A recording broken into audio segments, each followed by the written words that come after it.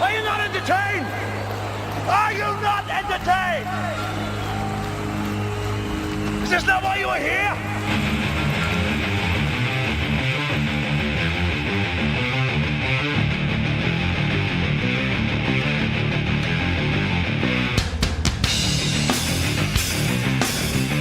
Oh man, that seems like a very inappropriate beginning to a show on minimalism. I have with me today, once again, should call him Dr. Aaron Clarey. Well, he's not really a doctor. Close enough. Aaron's going to join me today. We're going to be talking about minimalism and how it applies to you from a red pill aware perspective. He's got a new program, a new project coming up. We're going to talk about it a little bit today. Coming up.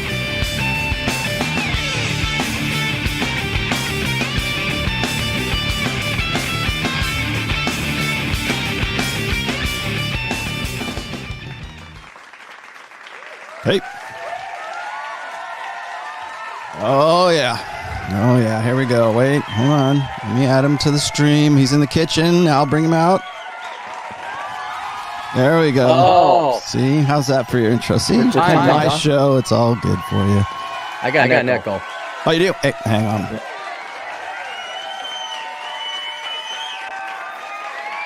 There. Now you don't. Better. Much better. There we go. That's timed. You have it timed where when the guest comes on, then the applause goes up even more. Is that usually it's usually I save that for my greyhounds when they're here. When Ned's over here. Yeah. So it's been a while, man. What, been a couple weeks? About that, yeah. We did a show on the economics. We did an economy show not too long ago. Yeah. I think it was the OnlyFans sort of triggered that today, but this is going to be a little I'll say out of my wheelhouse. It's not really out of my wheelhouse, but it's going to be interesting conversation. It's funny. I threw out the link this morning, and then I created the event this morning, and I was actually surprised that everybody was like, "Oh man, I can't wait for the show." I'm happy. I'm glad. Okay. Well, I think what's funny is it seems to me that that when we talk about the red pill, it's usually sort of seen as like this extroversion. Like you have to be this larger than life, like, mystery method, black nail polish and top hat and a feather boa and, elevator boots. And then that's what it's all about. No, not necessarily. I think a lot of people get confused about when we talk about game, or we talk about if I ever get into topics like PUA, or if we're on like Rule Zero and John's on, I think a lot of people sort of say, "Oh, it's like professional wrestling," Yeah, wait, now you mentioned, it is. Yeah, it is kind of like professional wrestling. Yeah. It's I gotta be Sergeant Slaughter to pick up girls. I want a boa like Jesse the Body. Yes, I know. And so I think a lot of guys think I got guys occasionally who will email me and they'll go, "I'm an introvert, Rollo. How can I make game, or how can I make the red pill work for me?" And it's like, do you have to be an extrovert to actually, make the red pill work for you? I was like, no, not necessarily. I mean, it just depends. Like, again, it's all about context and how it's a set of tools. How you choose to use those tools is really kind of up to you. But today we're going to be talking about minimalism, which I think is interesting because when you told me this is what you wanted to talk about, and then you were describing your project and your program that you're working on right now, and I'll let you, describe what you're talking about. But before I did that, when I was looking up videos and some reference material about minimalism, I was actually surprised at how many videos there are and how many people are really kind of proponents, I guess. I don't know, advocates for minimalism these days. And I watched this one video, just briefly. It was a quick hit one. It just maybe all of like 3 or 4 minutes, but it was describing, it was an interview with this guy who had 47 possessions in his life, and that's it, nothing else. Yes. 47 possessions. Mm-hmm.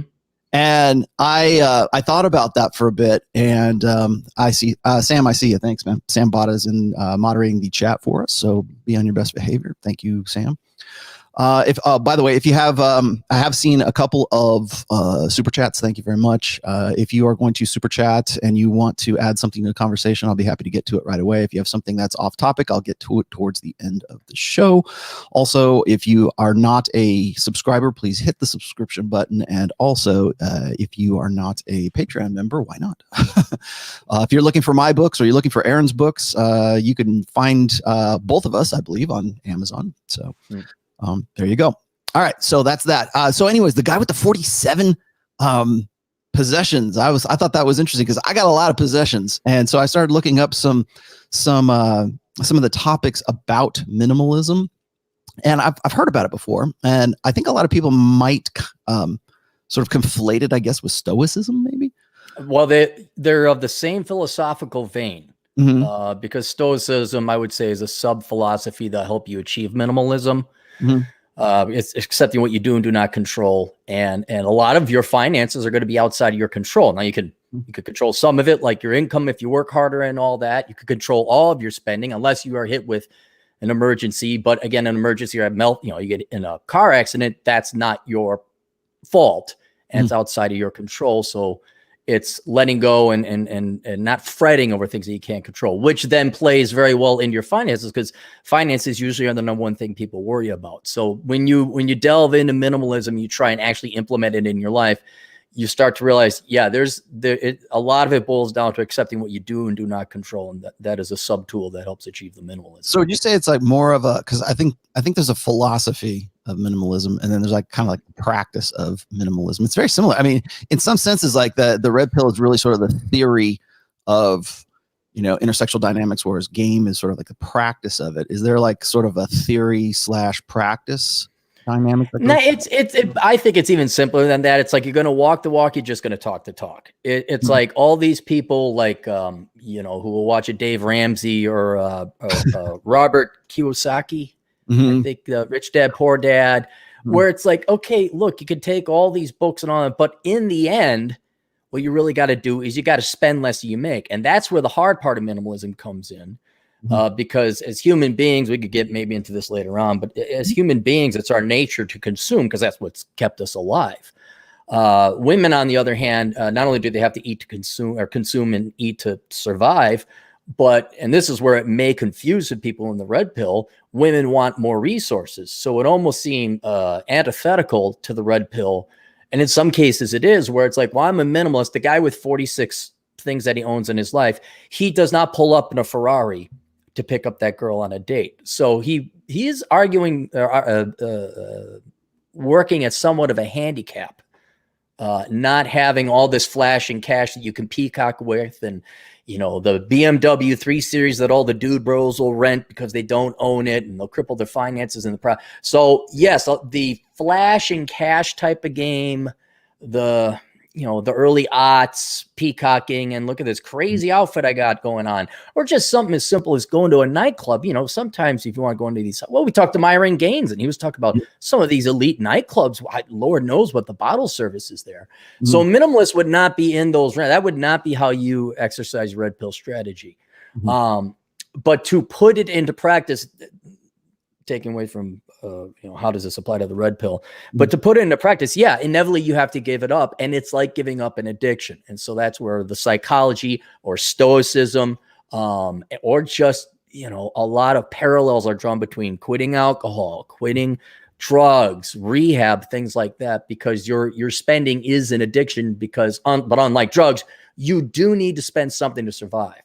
And so minimalism tries to get you to realize and say, hey, no, you got to spend food, clothing, and shelter, but you do not need a Ferrari. You do not need your lease 3 Series Dubro BMW. Mm-hmm. You don't need yourself a doctorate to make the money. But you then have to walk down that path. Mm-hmm. I think that a lot of people are going to get this confused with like saying, well, that's just the philosophy of like poor people, like it's a poor person's philosophy. And I don't think that's entirely fair, because it's not that you don't, and then this is, you can correct me if I'm wrong, but this is my take on it anyways, is that it's not that you aren't productive. It's not that you aren't creative. It's not that you aren't, building things or constructive or doing the most with your life. It's just that you're doing the most with the least amount. Like would you describe, and I don't know if you've ever read the autobiography of Steve Jobs, but would you describe Steve Jobs as kind of a minimalist? Because he used to live in a house with like no furniture. I don't even think he had a TV. It was just like a house to have a house kind of thing to go. He was maybe a physical minimalist. Like he didn't have a lot of things, but I would argue it's much more important than that. It's your time. Your time is more important than your money. And now this time and money were synonymous back in the day where you had to work every hour of your life awake to make sure the crops came in. Well, now that we have machines doing a lot of the work and automation and technological advances in capitalism, the focus should be moving from money to time, because time is more precious commodity. And ironically, though Steve Jobs may have practiced it in the amount of things he owned, I even think Elon Musk has switched to minimalism. He got rid of his house, he's in an apartment, things like that. But you should be focusing on your time. Steve Jobs believed in whatever it was, some kind of homeopathic medicine, where it's like, no, dude, he had liver cancer. Like, no, you need real treatment, dude. And he didn't extend his life using modern day technology. And so yes, it is not owning physical things, but that is only because you don't need those physical things, because they enslave you more. Now you have to work more to afford these things. And once you get past food, clothing, and shelter, and unless you have a medical condition, you and I are likely to live as long as his competitor colleague, Bill Gates. Bill Gates has got all this money. Well, he's probably going to live 79 and a half years. Right? Okay, maybe he might eke out an extra half a year. But for him and me and you, I guarantee he traded in all of his money when all of a sudden it's like, knock, knock, knock, there's the Grim Reaper. It's like, hey, if you give me $40 billion, I'll grant you one more year of life. He would totally trade it in. And so I think we don't have to wait till we make $40 billion like Steve Jobs or Bill Gates. What we need to do is like, how much money do you really need to get by? And then the question is, do you want to enslave yourself for all this excess stuff, these things, or even worse, these status symbols that's really going to consume the lion's share of your wealth and therefore enslave, especially if you're borrowing money and paying interest on top of it. So that, I think, would be the overarching point of minimalism, is that you want to but you want to have the most amount of your life expectancy spent living as a free man or woman.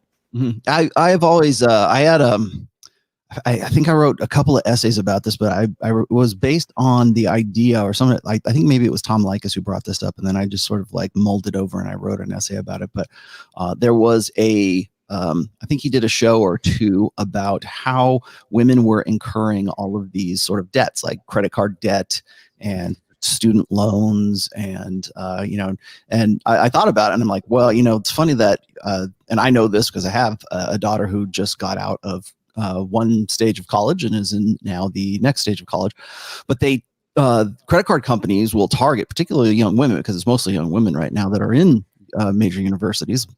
They're account for the majority of enrollments right now, but credit card companies will target them because they want to get you started with credit debt at that age right now, because you're sort of an untapped commodity, I guess, for them. But what happens is then by the time they are done with a 4-year degree, they've got student loans, they've got a hefty credit card debt. You wrote about this, of course, in your I'm gonna butcher this. I know it wasn't your first book, but like was Worthless your first book? No, my first book was Behind the Housing Crash. That's right.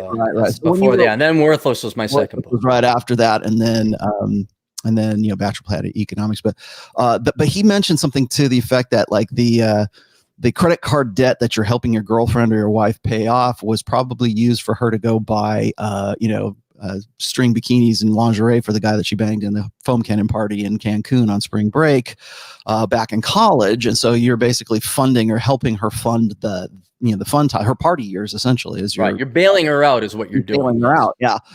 And if you're figuring out what a woman's debt load is before you become in any way intimate with that person should be a prerequisite. Of course, women lose their minds when you say something like that, because it's supposed to be love. But I thought that was one of the things that really kind of woke me up to just the sort of the mechanics that go along with this.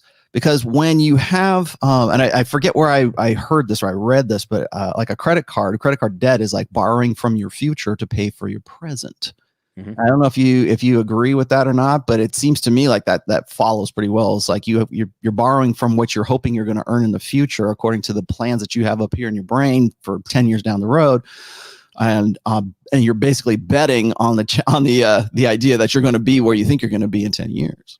Right. That's precisely what debt is, except you are now costing yourself even more time with interest, because interest not only accounts for inflation, but a rate of return that the person who lent you the money is going to require some kind of modicum return, a real rate of return on their money. Let's make that very clear. It's not your money, it's their money. You took it from them, you owe it back. But then you also own interest. And I'm just shocked, even to this day, college graduate, people who went to school for 4 years, sometimes 6, sometimes 8, some people with real doctorates, they don't know how compound interest works, or how exponential math works.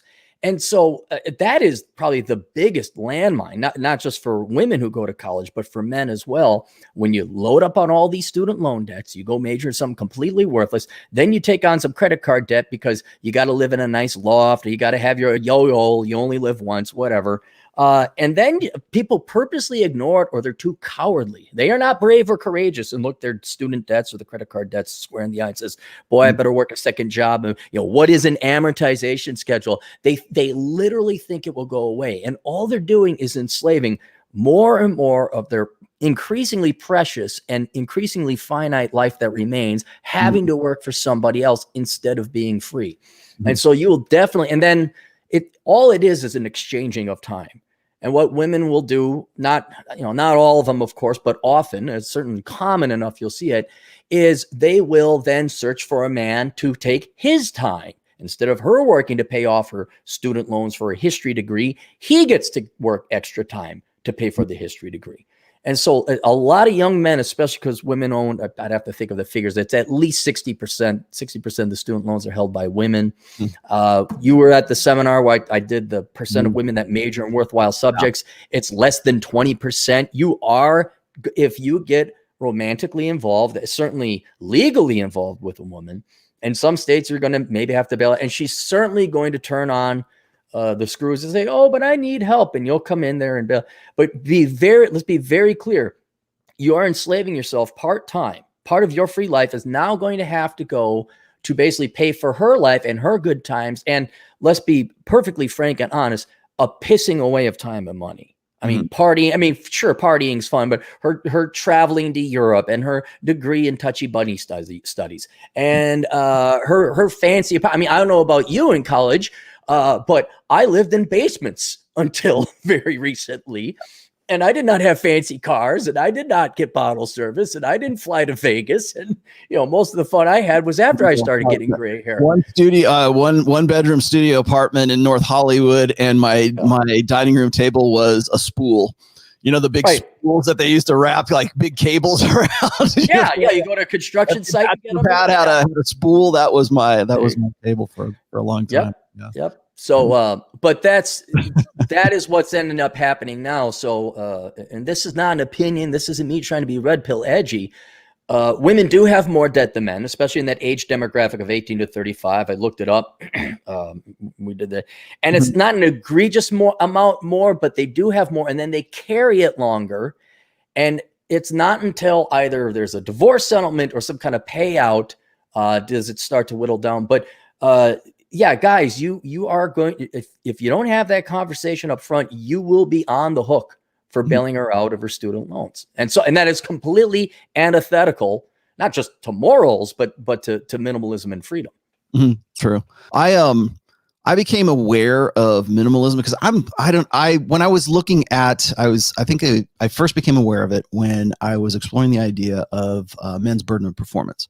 Because from like an evolutionary perspective, men who can accrue more resources were, at least historically, better able to attract a mate, have a family, have something that's already pre-established. Let's just say, like sort of like building a nest to bring the girls into it, kind of thing. Like have a bachelor pad so you can bring your girls back to it. And it sort of came back to the idea that men needed to produce more resources than they could expend. with the idea that, of course, having extra resources and then being at least somewhat generous with those resources was a form of, early form of game, right? When women needed men to be providers, so the 3 Ps, right? Protector, provider, and parentally invested.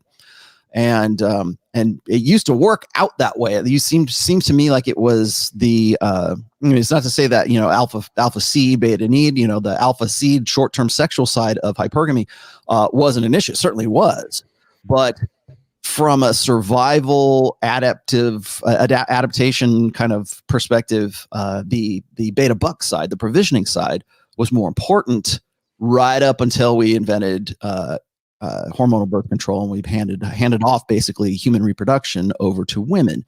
And I think you probably heard this once or twice in the manosphere, either on my show or you probably heard, maybe even heard it from like some MGTOW show or something like that, is that today women, at least perceptually, whether it's true or not, this is what they think is correct, is that they don't need no man. They can go to college.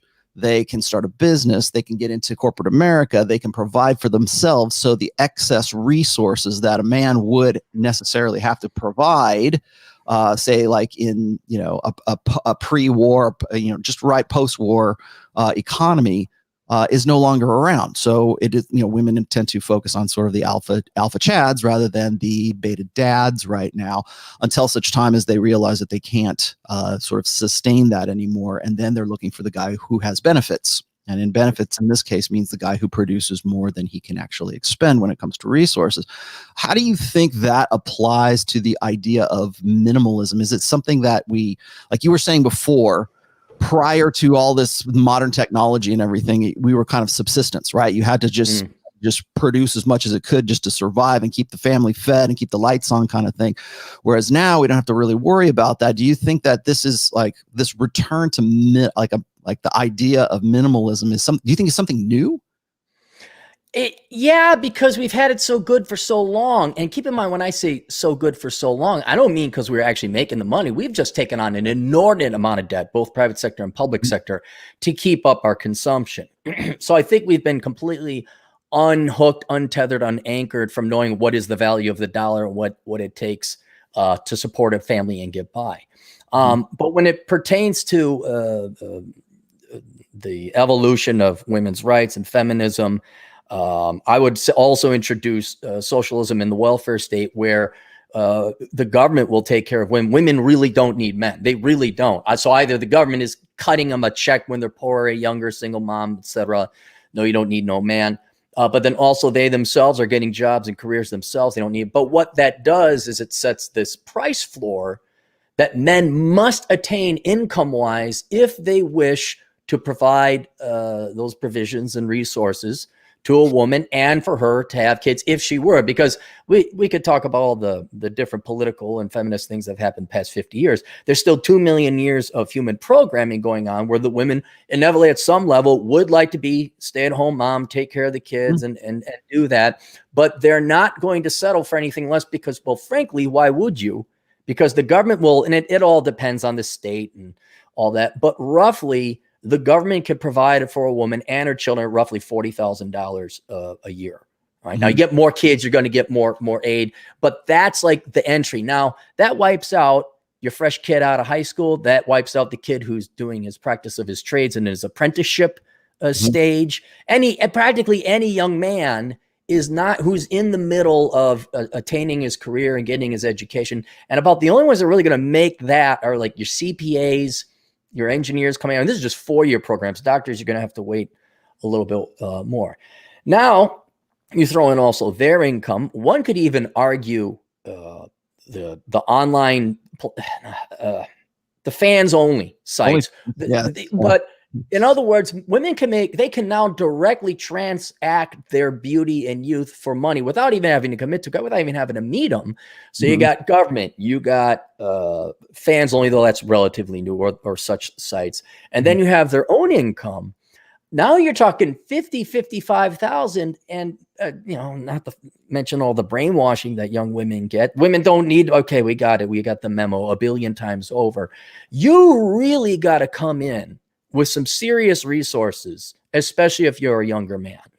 And we're talking about 70 grand. When I did the research for that, analyzing the ROI in the pursuit of women, they did a survey. I think it was some study. And the women that were single, they polled them and they said, okay, what would you like to see in men? And then they went to the population of men and polled them and compared and contrasted what the women wanted versus what was out there. And women wanted men to have 58% more income than what they did, like 1.858 times.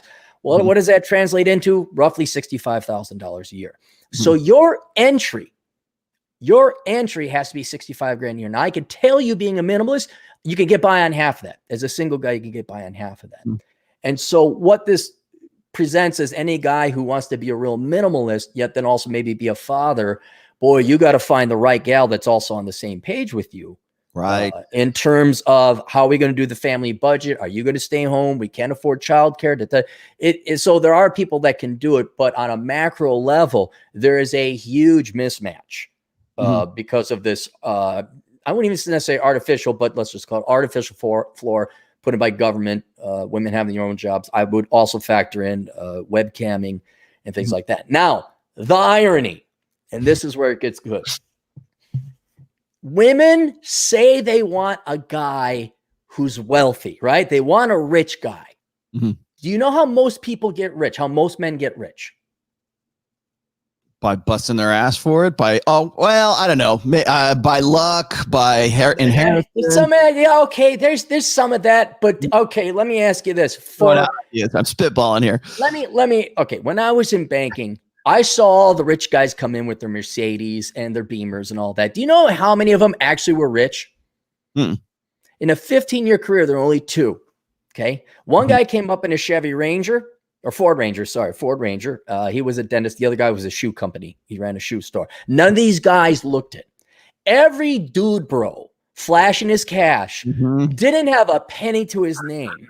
And what I realized long ago, and you can, I call it COMA, KHOMA, keep her off my ass money. That's over in the original book on the housing crisis. Everyone doesn't remember that one. But what I realized, and this is going back to my late 20s, women don't know the difference. And I should say, rather, they don't care about the difference between debt or equity spending as long as you spend it. So it's not uncommon. I'm sure people have heard this happen, I think twice during the financial crisis. This guy was a high-flying executive, and he lived in the fancy part of the Twin Cities. And then he killed his wife and himself and his family. You're like, what? What happened? Going for him. Yeah. What's that? He had everything going for him. Why would anybody do that?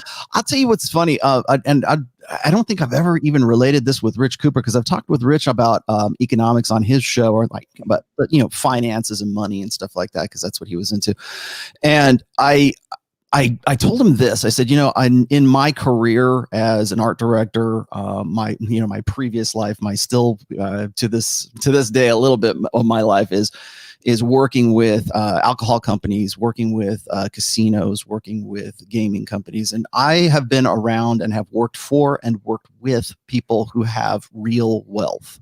And I don't mean just like, I've got FU money, right? I've got $2 million in the bank. I'm talking about like the kind of money they move around actually changes people's lives. Like has an effect on markets. I mean, true wealth. I won't name names, but I was on pretty familiar terms with one of the guys who owned the second largest distribution company for liquor in the United States. Nice. And that was it's funny. I used to work for some real what I used to think were really wealthy GMs of certain casinos in Nevada, until I met this guy. And the import-export company that I was working for from the mid 2000s to the mid 2010s, the guy that I used to work for was he was very wealthy as well. And I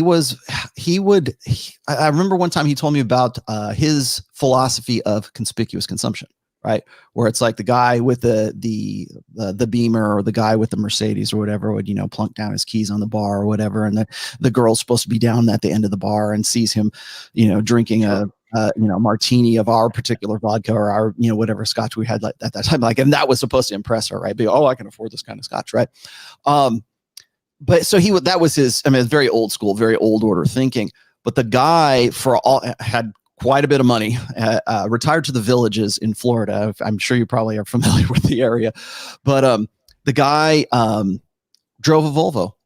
Didn't have a fancy car, didn't have a Lamborghini, didn't have anything that would be, really kind of set him apart from things. It's just it was a nice, fairly expensive Volvo, but it was a Volvo. It wasn't like, it's like a station wagon, right? Or he had an RV because he was more interested in staying at work and staying at the headquarters where we were at the time, because that's what his whole life was about that. His hobbies, his passions was making money. It was producing, new brands, endorsing new brands, importing things, getting proprietary, deals with certain, I won't name names, but certain, let's just say large entertainment and bar and grill kind of entities and those kinds of things. And that was what he really wanted to do. And it wasn't about being ostentatious. It wasn't about, it was for all of his philosophy about conspicuous consumption. He never once engaged in anything like that. And I thought that was interesting because here he could very easily have afforded God, as far as I know, he could have had his own jet, but that wasn't something was a priority for him. I asked him one time, I said, why'd you buy a Volvo? He's like, what am I going to get? Like a Ferrari, a Lamborghini, or, whatever. And he's like, so I can get on I-4 and be stuck in traffic. He's like, no, I want to be comfortable. But he was very utilitarian. I wouldn't say he was a minimalist, but he was certainly very utilitarian. And so there was always like a point to when he purchased anything, there was always a point to it, and it had to like serve a function for what he really wanted to do, which was like make money, which is make new brands, which is make new, basically he wasn't a creative genius. I was the creative genius with him, but he was the guy that was like saying, that's a good idea. That's a bad idea. He was the guy that would throw a lot of spaghetti against the wall. And when something stuck, I was the guy that would go take it and go make something out of it kind of thing.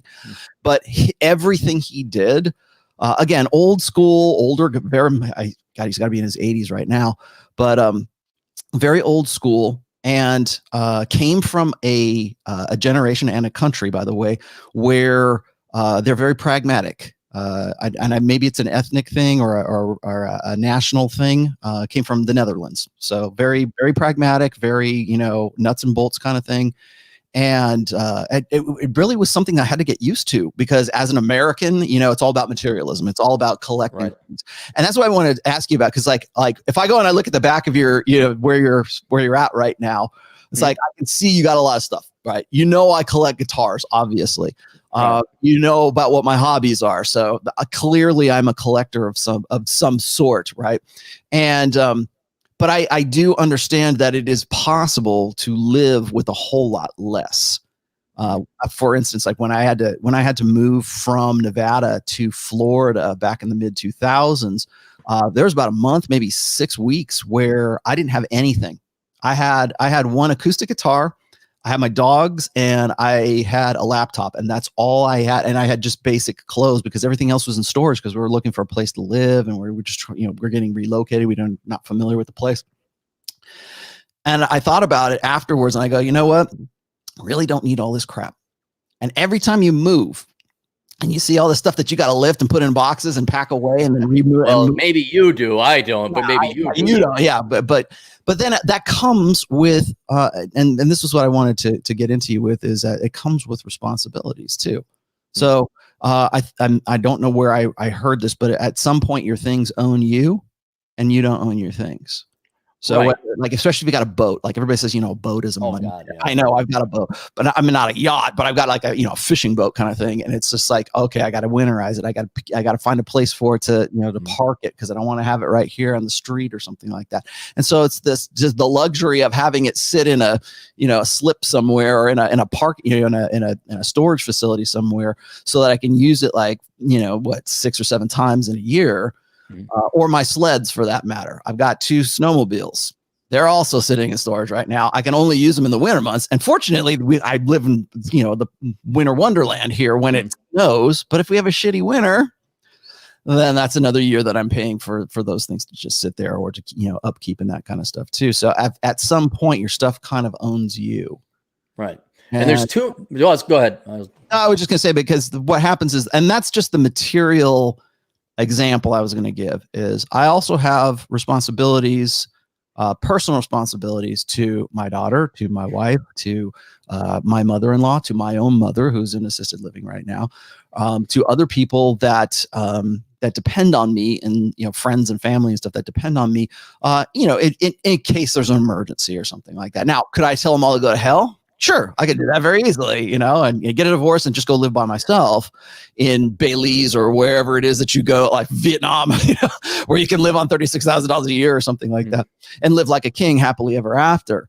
But then you also have to sort of consider what are your personal investments, and what are those personal investments going to cost you? And I'm wondering, is that something you've considered in this new program that you're working on? Yeah, but in a much more laser focused way. Now keep in mind, a lot of this is all ground up. It's not like I chose minimalism. Minimalism was forced on me, so I know it from practice. But the way I teach it, and the way I approach it, and the way it is you are going to complicate your life in two ways and incur costs either in time or money or both. One is going to be through square footage. Okay. The other is going to be in moving parts. And for example, you listed your snowmobiles, your boat, and your boat's just a fishing boat, which isn't like some fancy thing, but you still have to tend to it. Yeah. It's not a double outboard motor or whatever. It's an 8-foot like Sunbird, so that's it. Right. Then you have your collection of guitars. Then you have your wife. Then you have your child, and then you have your profession, and then you have your career. And these aren't. I'm not saying these are good or bad things. I'm just saying they are things that require your time and your money and your investment. The actual physical things, now you can see behind me, I got my DVD collection, which I'm thinking about getting rid of because I just, you can do Netflix and all that. But I got my Star Wars arcade game there. That's the single largest thing I own. But you pretty much see about 60% of what I own, because the other stuff is my clothes and my tax filings in case I ever get audited. So I have physical tax records going back 10 years. I'm not kidding. When I moved recently, it only took me 2 hours to pack and move, but like a good fifth of the stuff I own by cubic volume are my old tax returns and all the supporting documentation. All right. But it's very obvious where every item that you own, especially machinery, it needs maintenance. And we could include people. Yes, there's an obligation. It's going to take time and money of yours to raise your daughter, to support your wife, to take care of your mom, to have your dogs. Your dogs, no doubt, take time. Right? So there's that. But then in a very literal sense, how things really stab people in the back and harm their finances through square footage. Because the more stuff you got, then the more square footage you need. And the number one expense on everyone's budget, unless you're unique, is going to be lodging. And that's the number one expense you pay for most of your life, unless you went into debt for a really stupid degree at a prestigious liberal arts college. But aside from that, it's going to be rent or your mortgage. And I mean, I don't think I've ever lived in something more than, gosh, I think my previous house was 700 square feet because I didn't need it. But that has saved me to the point that now I can actually build. It's not going to be a big house either. A house in South Dakota, that's going to be about 1,400 square feet. But it is not having stuff that because then, but I can get a small apartment. And then unless you have really understanding parents with a garage, you're going to have to store. People actually spend money storing crap they don't use for years because they might. And then when people move, like, what's in this box? And they open it, they're like, gosh, I haven't used this in years and these clothes are out of fashion. And that's the point where it's like, do I throw this away? Or does your wife come and say, we might, the old universal excuse, we might use that someday? It's like, no, there's a place called Walmart that stores this for free for us. All we got to do is go down there and buy what's rightfully ours. We don't have to, it's not the Great Depression. This is, a bit of twine. Let me have that go in my twine box. And, so those are the two things that's why minimalism is so effective, because it directly you get rid of your crap, then you need a much smaller apartment. And then when you simplify your life, this would be a little bit more Henry David Thoreau-ish. there's less cost incurred, both time and money wise. Like you have dogs, I would never get a dog because it would crimp on my motorcycle riding too much. But the more you simplify your life, the less moving parts you have, the less it's going to go wrong, the less maintenance you have. And so the less overall resources and money, either time or money, you have to expend on it. Yeah. Do you think that it is, I think that when people like are kind of forced into like living with less, maybe they just like, I was reading here, this guy's talking about, oh yeah, when I got divorced, I had to start, becoming more of a minimalist because I lost my ass in divorce or something like that. And it sort of wakes them up to it. I was going to say, there's that kind of mentality about it. And then there's the, like, I'm going to go monk mode. I don't need a woman. I don't need anything. I'm just going to buy a motorcycle and drive across the country or whatever kind of thing. And whatever happens, happens. I think a lot of old order thinking, a lot of certainly traditional, tradcon style thinking. If you are not building up towards taking on debt, if you're not building up towards owning a house, being able to support a family, being a good, supportive, resource providing husband for your wife, then you are less of a man as a result of that, because manhood is derived from you taking on responsibilities. So my next question is this: is what connection to, say, responsibility, like, and in this case, since we're talking about red pill topics here, masculine responsibility, because I've talked till I'm blue in the face about how today men have 100% responsibility and 0% authority. In my fourth book, I cover just a brief side. Actually, I should say that there's a very big section on marriage, and in marriage, I cover a brief part that is about. Are you familiar with coverture laws from like the 1800s? Sounds familiar. 1900s?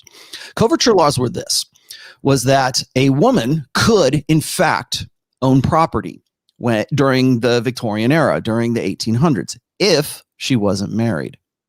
So if she was not married, she could inherit property from her family.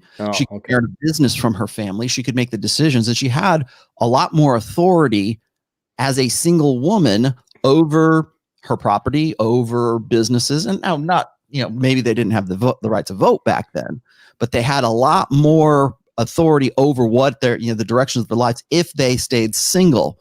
Once they got married, everything that was, hers prior now becomes the property, the community property of the husband, who is now, the head of the household, because we're talking about like a time where, patriarchy was a thing.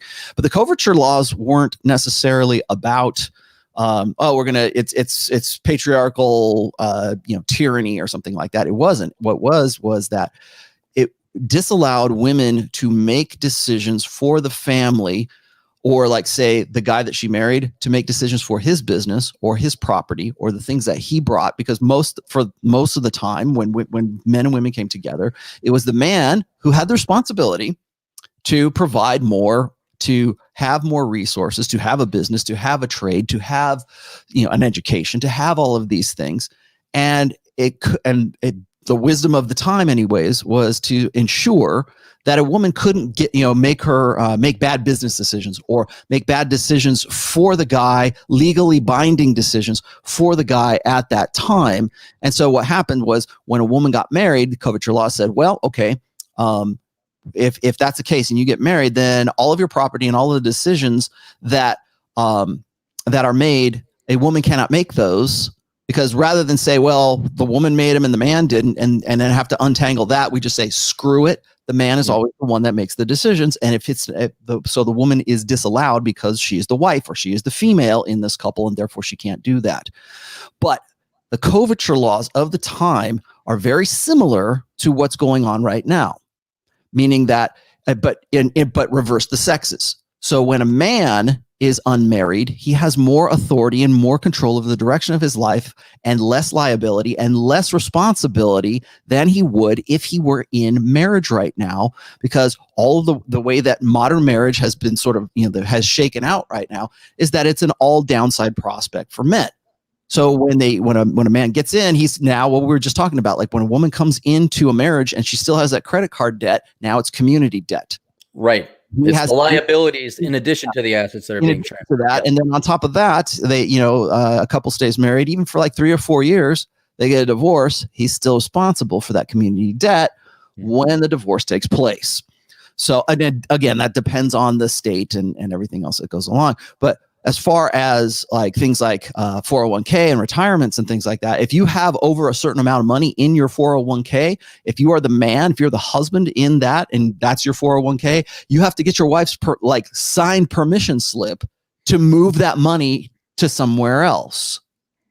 Why is that? And it's not necessarily a legal thing. It's just that, like, say, Morgan Stanley or Fidelity or whatever, are covering their asses because they don't want to face a lawsuit because the wife said, you never should have let him do that. Now I'm divorced, and he married the hot secretary, and he's basically protected himself for the money that he earned. But that's what they're protecting themselves from. Or like, for instance, if you want to go get a vasectomy and you're married, it's usually that the woman has to give a permission slip or has to say, okay, Lee, I'll go ahead and snip his dick, whatever it is. And it's not snipping your dick, Rollo. It's a little less invasive than that.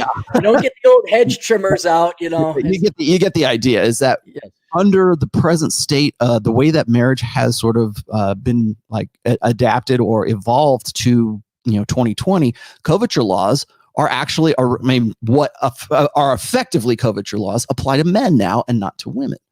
So I was just wondering, like, when it comes to responsibility versus, like, say, authority, do you think that minimalism is something that is going to find its way, like, say, into like MGTOW thinking or red pill? It is going to find its way, but I would also say, because a long question, and there's a couple different angles to approach this. But first, I would say, without a doubt, again, I've seen thousands of people's tax returns and financial statements.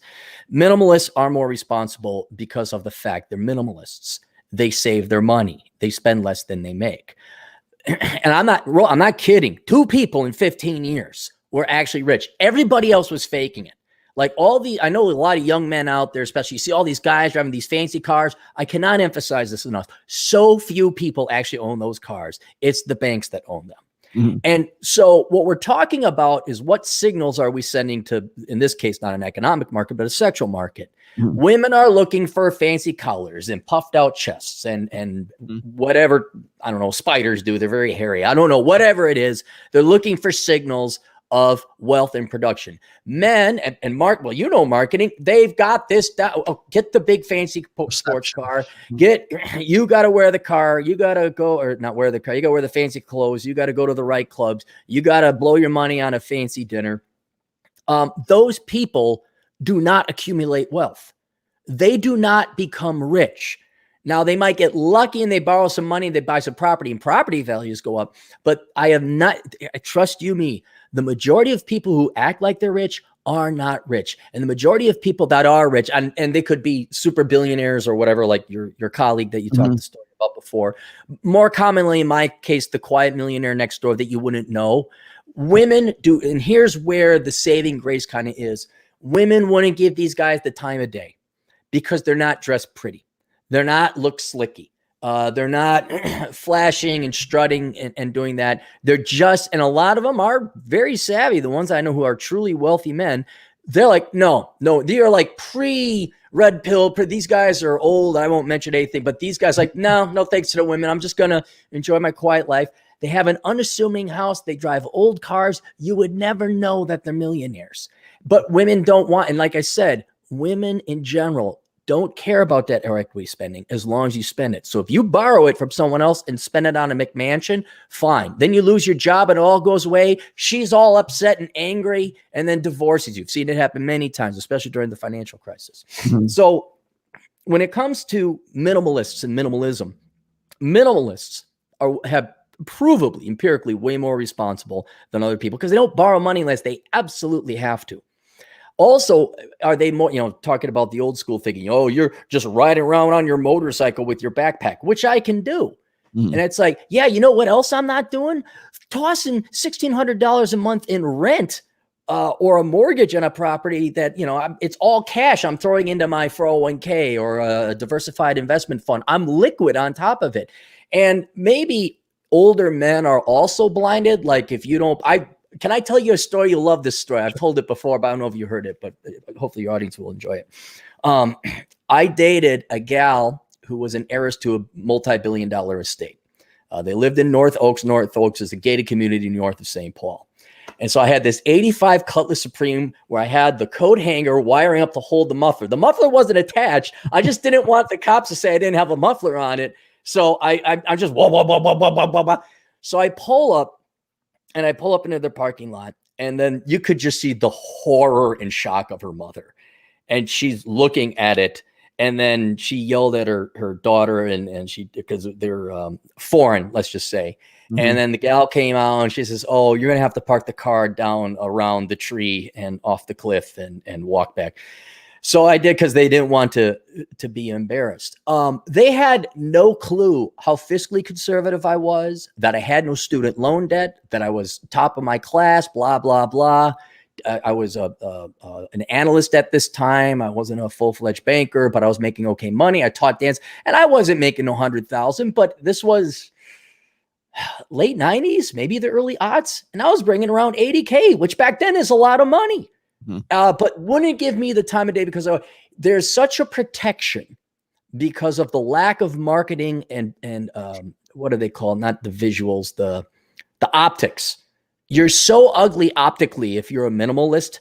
Not that you're actually physically ugly, but you're just not giving all the right signs. I think young women and even older women today are completely conditioned to not, you're not even coming at your background. You are a background. And I also think maybe on an unconscious level, if you're not willing to spend it, they subconsciously know, well, he may have millions, but look at this crappy car he drives. Yeah. Why would I want, he doesn't, he's a penny pincher. He's not going to let me have any of that. So I don't think it's that big of a concern for minimalists going into, I mean, it's a concern if you're going into marriage because of the legalities and other reasons, independent minimal. And if you have savings as a minimalist, dude, I don't know, convert them to gold or silver bars and you go hide that crap in a box in the ground somewhere. But you are way more responsible, and you would make a much better family man because you actually have the wealth to provide. It's what I think we're migrating from, is where you'd have a very savvy, eagle-eye old man, a patriarch, looking at you and being able to suss out that you actually are a hard worker, you're making good money, the money's got to, he'll do some quick financial auditing on you. To forget that, it's prestige and status. What kind of status will dating this guy give? Almost like he's an outfit to wear. Mm-hmm. And at that point, solid fundamentals and a credit score above 650 is irrelevant to most of these people. Yeah, that's funny. I laugh when I hear the guys say, well, the only reason you want a hot chick is so you can show her off because you're looking for validation. And I'm like, no, that's actually chick thinking right there, because that's exactly what women.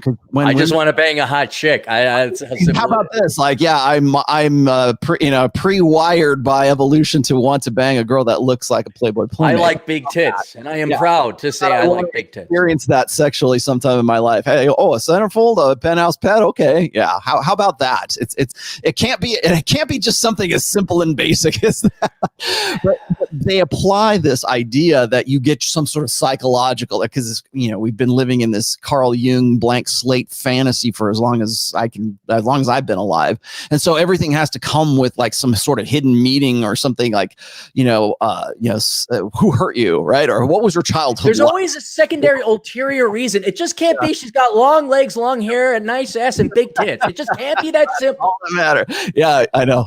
Because if it is, then that makes you some sort of shallow prick for that. Do you hate your mother? No, I just like this gal with big tits. Leave me alone. But remember this though, like what you're just saying before is like when a family is, and I know because I'm the same way, right? When I look at who my daughter's dating or who she's like, been even her friends, the people that I think that she might even have a possibility of dating these guys, and I'm like, it's not so much about like the guy personally as it is like, okay, what's his family like? What does he think? What kind of job does he have?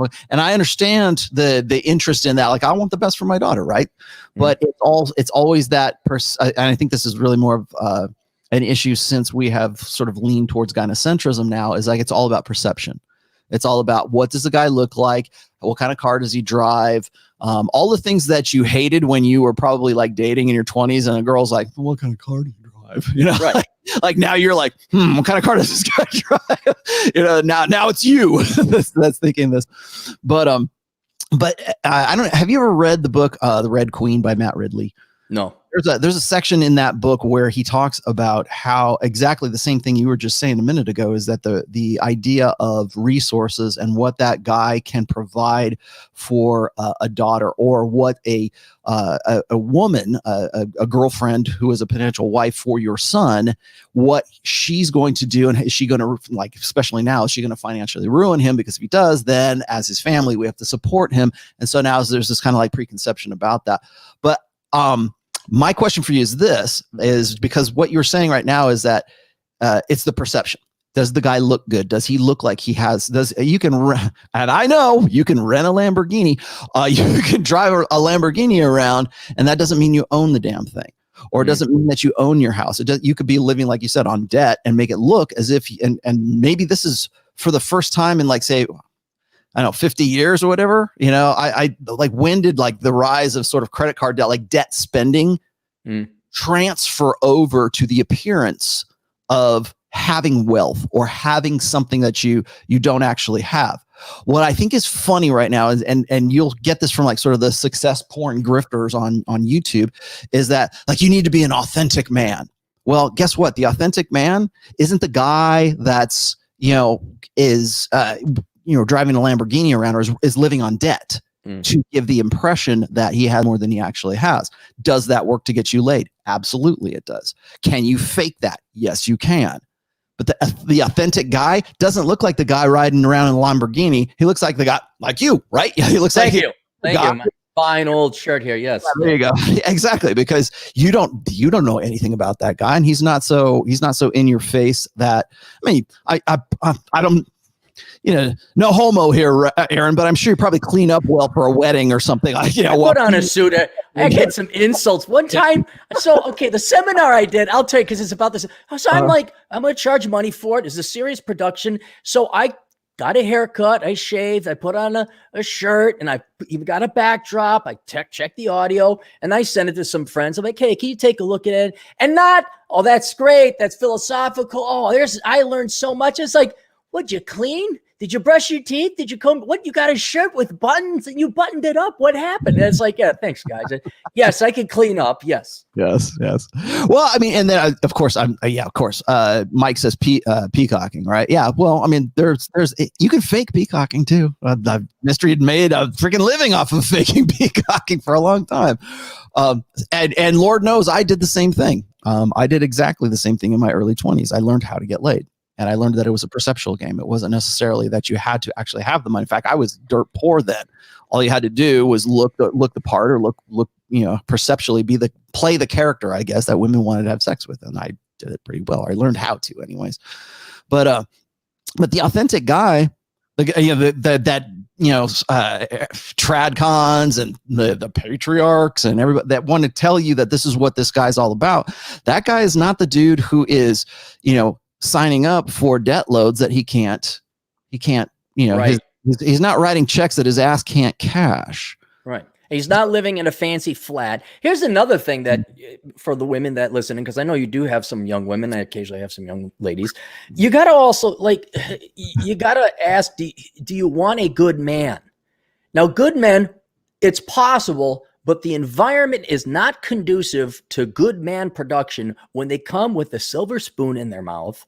Then they go and they borrow and they dude bro it up and they get the downtown expensive flat and they party. I knew a bunch of guys, like they'd rent boats and have party boats. And those are the guys that came then 15 years later in their 40s, asked me for a bailout loan because their latest venture didn't work. The guys that come out poor or lower income or middle income even and have to work and then struggle, and they are fiscally disciplined and they sacrifice and they do without. Not only are they better forged men and more responsible men, they get quicker to know what's more important in life. And they'll learn that it's not their fancy sports car or, their sweet pad or anything like that, even though those are nice things to have. They're going to know it's their friends, their career, their profession, like your colleague, his passion was work or whatever it is. It's not things. It just isn't things. And those are people that are much more conditioned and prone to be a good father, a good husband. They're like, oh, I got my kids. I better invest some times in these kids. And we don't need a fancy brand new SUV. But to be perfectly honest, I think both young men and women, but especially women, are woefully not uneducated, but miseducated about finance and economics.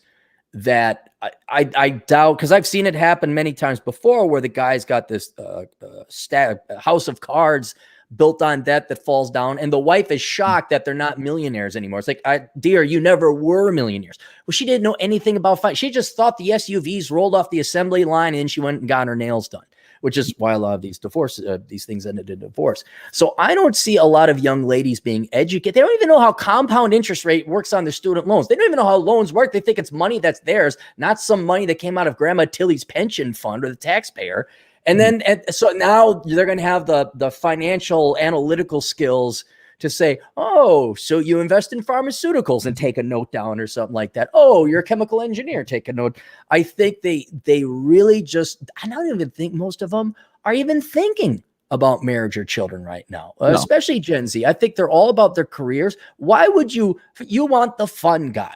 And not until they get to their epiphany stage, I would say you better bump that up a couple of years, because now it's well into their younger 30s. Mm-hmm. Do they? And then it's baby rabies. It's like, oh, I got a baby. Oh, I gotta get a husband and children. Quick. And he better have this much income. But no one asks how much of that income did he save and what's his net worth. So go pull a Dun & Bradstreet on the guy. I don't think there's any serious thought or consideration that goes into, is this man a financially stable individual? They're just going to take a couple key things. They're going to analyze it like that. And then, oh, he's good looking and I'm in love and he will. Do you think I'm talking about, actually we're discussing really 4 or 5 generations of people right now, from the boomers all the way up to Gen Z right now. Right. And then maybe there's 1 or 2 in there that I'm missing that there's some squirrely ass name for, but I don't know. So let's just say, for sake of argument, there's 4 generations: the boomers, X, Gen Y, millennials, and Z. Okay, so there's those 4. Do you think that within that time, and of course I'm using boomers here because really boomers sort of came into their own in the post-sexual revolution generations here, where because of the realities of the sexual marketplace that have developed into what they are right now, and as of 2000 they become something completely different than they were, like, say, between 65 and like 2000, somewhere around there, because now we have more access to information. We know we know red pills, we're a red pill aware, let's say, about intersexual dynamics. Knowing what we know now, do you think that maybe this maybe it's complete disinterest on the part of women to not really be concerned, or not even have a frame of reference for what a guy who knows his shit about finances and maybe he's a minimalist, if in no other place, like in his head and how he sort of manages his money, do you think that it's a generational thing? Do you think that, like, women don't even look for those guys? They don't care. It's like just supposed to magically happen. Because I think I read the same article you're talking about, how women want financial. They're frustrated with men because they can't find men who are eligible, and eligible means economically attractive men, and that's where the 58% more than what they earn number came from, because they crunched the numbers and it says, well, what would make a guy economically attractive? He has to make 58, almost 60% more than she does herself. And then, of course, now we're throwing OnlyFans into the mix as well. But I'm going to throw out my opinion here, is I don't think that the women, certainly at least the last 3 generations, from X all the way to Z right now, don't even necessarily know what to look for. They're just expecting that guy to, like, in fact, the guys that would be economically attractive from a beta bucks perspective are in no way the guys that they want to bang. Mm-hmm. Well, and then a lot of the numbers I did for that research, for that seminar, shows, I'm not saying this as an opinion, women's expectations are completely delusional. The number of men out there just doesn't exist. So income, what they want is 58% more income of what single men currently make, not them. This is single men. So it's even probably higher than that, because there's still an income gap between men and women. Then you want to throw in, and we can't discount this because this is where I think most of it is just the lies we've told them from kindergarten through college. You cannot discount the past 4 decades, 5 decades, which has been increasing in crescendo and volume about how women don't need men. Their career is the most important thing. I don't think women have given an hour of thought into what would a good quality, stable, Ward Cleaver man look like. They know he better, so you get some of this attitude like, I am the table. I know some gals who are even conservatives. One in particular comes to mind. She's a big time conservative Republican, loves her guns. Mm-hmm. This guy, she will not go on a date if he doesn't take her to a fancy dinner. It's like, what if you don't like him? Is your time not any, like maybe go for coffee? No, he better show investment. And it's like, show investment. So they already have these delusional expectations in terms of what kind of income the guy has. They already have delusional expectations of what the first date has got to be like. But they're very woefully equipped to analyze a man's finances, in part because I think they've been living off of debt for so long too. We can't discount that, where they, or they just roll over their debt, that they wouldn't know what it's like to have a debt abatement plan. They wouldn't know what it's like to have I think they go almost now, it's like you're 38, 39 by the time you pay off your student loans. Well, that's past the mark that most, you're seriously approaching the wall at that time, and most guys are not interested in you. So I would say a lot of it also has to do with their programming they've received through college to find out what is it that they want. What they want, career, they want their education, YOLO, and then at the bottom of the ninth with 2 outs and 2 strikes and no foul ball and no walks, by the way, they're going to magically find a young George Clooney to come in and sweep them off their feet. It doesn't even enter. If they've delayed that much, they don't even understand how menopause works. I don't know how they're going to read a personal balance sheet of some guy who just saved up $100,000 before he turned 30. So no, we're asking way too much given what they've been indoctrinated to put their focus and value on in men. Mm-hmm. Yeah, I see a lot, and this is a red pill, MGTOW, whatever you want to call it.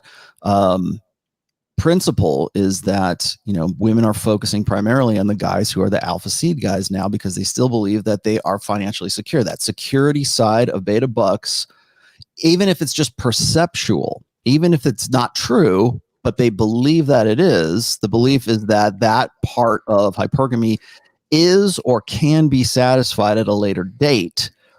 Courtesy of the state, courtesy of resource transfer, either directly or indirectly from men. I'm quoting MRA stuff right now, but that's the principle. Is that for the last, like, say 50 years, that just by incrementally, by order of degree, women have got to the point where it's like they, when I outlined this in book 2 in preventive medicine, that during the party years, say between 18 and like 28.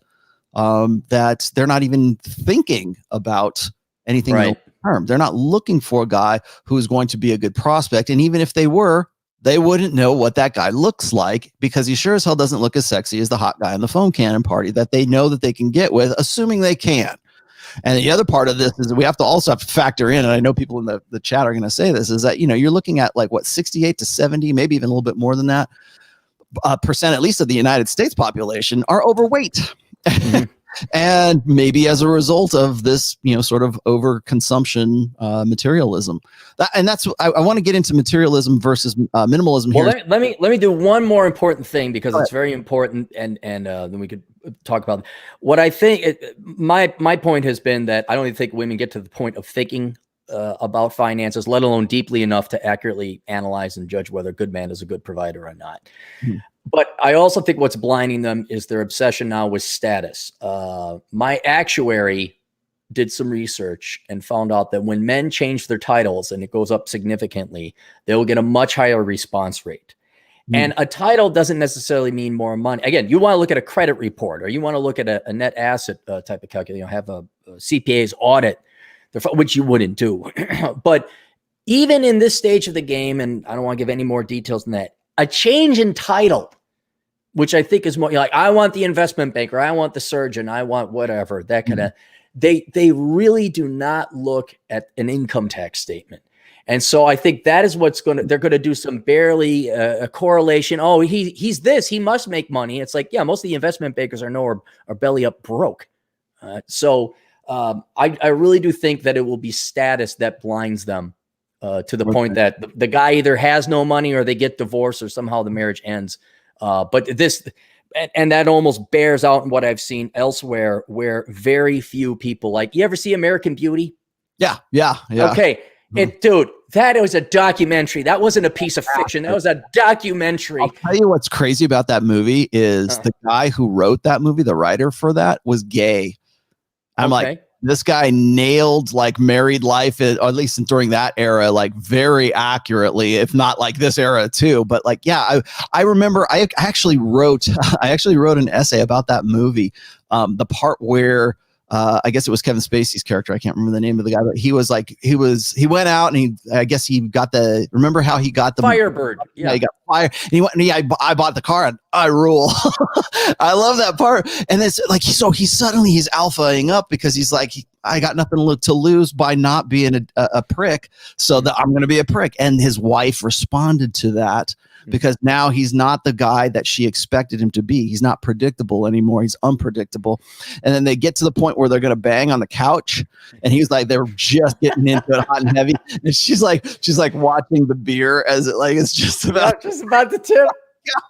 And it's so perfect because it's like, your beer, it's like, it's a fucking couch. I was like, that is like, that's it. That was absolutely perfect. It's also proof, as I've seen working in banking, also having other people. I had a buddy who lives in one of these prestigious neighborhoods, and he looked up everybody's mortgage data. He found out that everyone on the block except him took out home equity loans to refinance things, and now they have just like even more debt than when they bought it. Indicating to me that women are really in the dark from the age of 5 until divorce or when they end their marriage about the finances of the family. And now there are some gals who are the ones who are the financially responsible ones, and the guys go. But if I had seen any of these finances and I had the slightest bit of financial acumen as a woman, I say, what are we doing? Why are we getting this? We got to pay this stuff down. No, that is not what's happening empirically. So I don't think women, let alone men, are getting to the point where we got to worry about everyone becoming minimalists, and women are going to start asking for our Experian credit score report. But they don't ever wake up to the finances. I don't think so. Do you think that I'm gonna, Juan, I saw your question here. I'll ask it here in just a second. I got a super chat for you, but do you think, and another essay I've written was there was a time, and I think it was back in 2014, maybe 2015, where particularly like sort of the religious set, certainly the TradCon set, were coming down on sort of the lost boys generation, or the purposeless boys, like Jordan Peterson would call them. Like, these are guys who just sort of don't know what to do with themselves and do in life. And they're getting to the point where they got to like 30 years old, and they don't have a savings, and maybe they have a degree or maybe they don't have a degree, but they're more interested in going and surfing, in South Africa or wherever, like traveling around.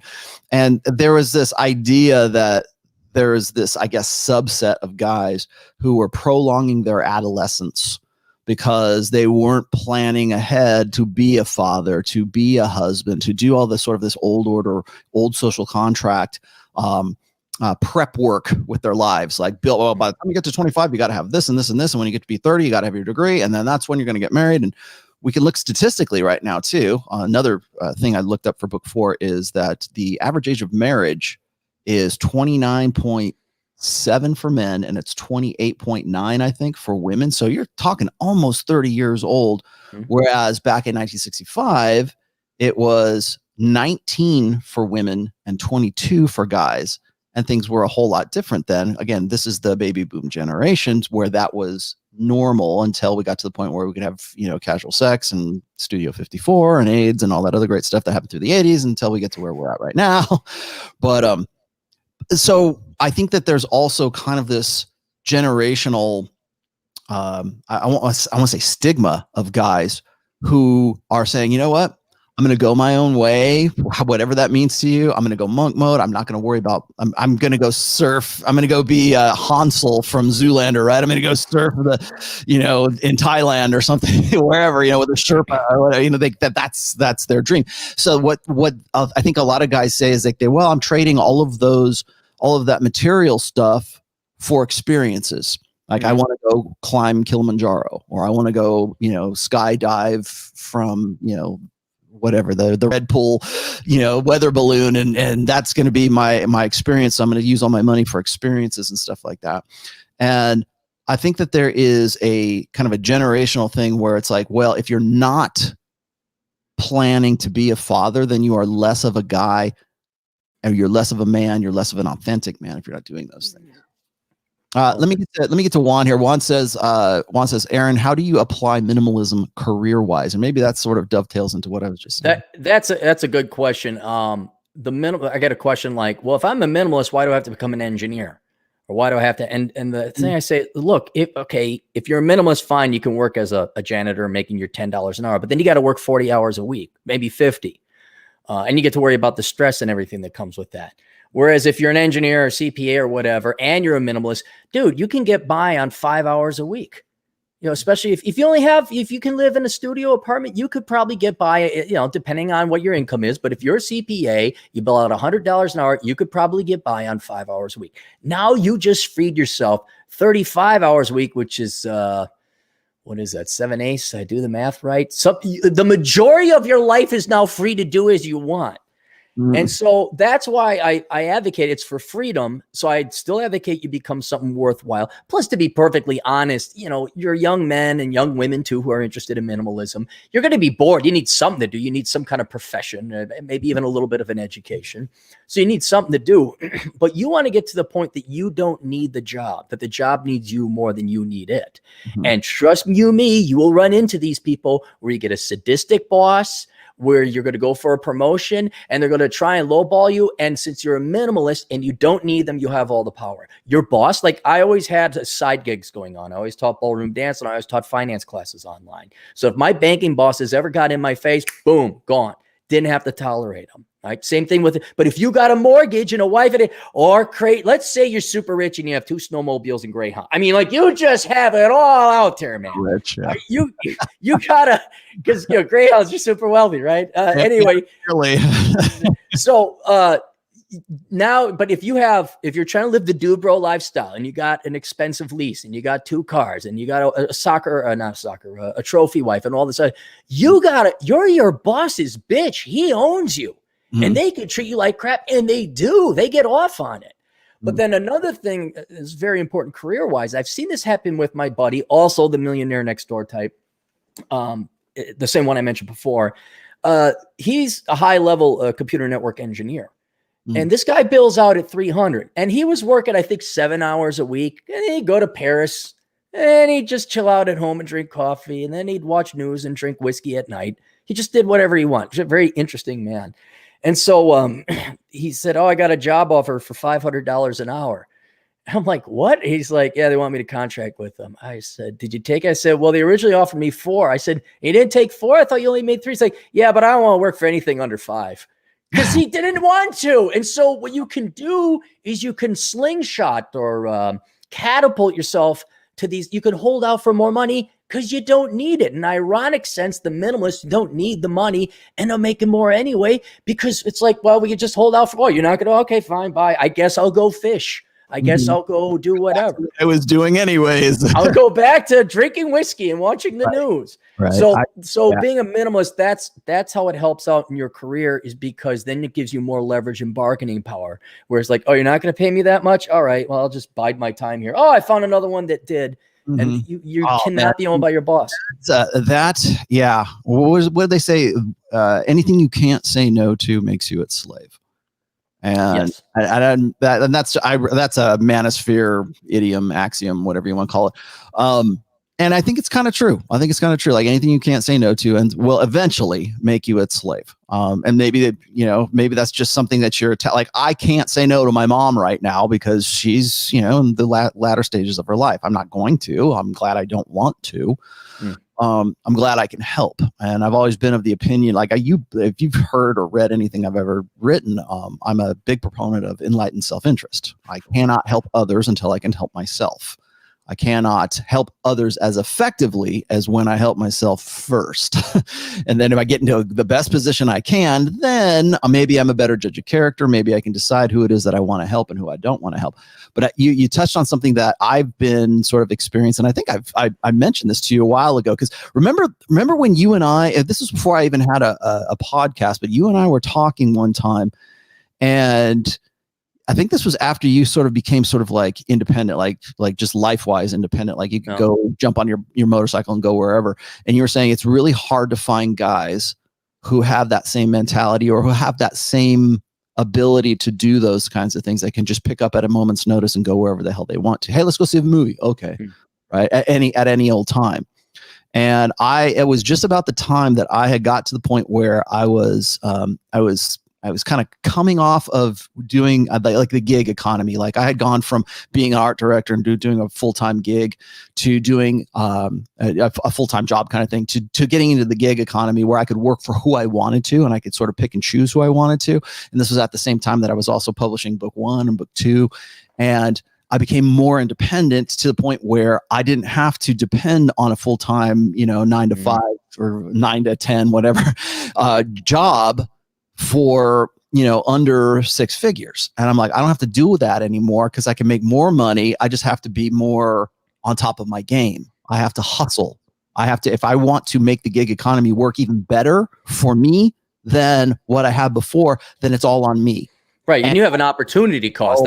People are upset. Hey, can you bring it down? I'm like, no, I can't bring my price down because that's $100 an hour less I'm going to make on somebody else who is willing to pay. They don't, but yes, when you have that, once you get to the opportunity just comes up out of nowhere. Yes. And it changes your mind about how you view money. Like I used to think like $86,000, $90,000 like a year was a great thing. And then I'm pulling gigs for $80,000. And I'm like, what was I thinking? Right. And I'll tell you, here's the other part of this. And this was something that I had to go through. I'm thankfully I'm beyond it right now. But like, if you get in, and this is for guys who, whether you're married or you're not married at this point, if you get into a marriage or you get into a long-term relationship and that woman sees you as her kind of like stability, and the stability is based on the dependability of you getting a regular paycheck. He works for this. He's moving up in the company. He's going to make vice president pretty soon. He got a title. He got a new title. Right. He's going to, he's got this and the money, and we can depend on this much coming in every month. And like women love that security. What women hate is chaos. They hate the idea that it's going to be feast or famine. They don't like the idea that you're going to make $80,000 one month and you're going to make $0 the next month. And so there's this kind of like, what do we do? How can we make? And honestly, I think this comes back to sort of women's nature when it comes to hypergamy, right? They're looking for alpha seed, beta need. And the beta need side of things is based all on long-term security. So when a woman makes that decision to sort of commit to that guy, to have babies with that guy, to be that guy's wife, to whatever it is, it's usually based on the idea that the guy can protect, provide, and be parentally invested. And the only way that a guy can do that right now is if he's financially attractive and makes 58% more than she does. And we can prove this. We can prove this with the fact that, and the studies they've done, is that when a woman is working, and she gets a promotion at that job, and now she goes from not earning as much as her husband to out earning him, that is a trigger for divorce. And there are tons of studies about this right now. I quoted 2 of them in book 4.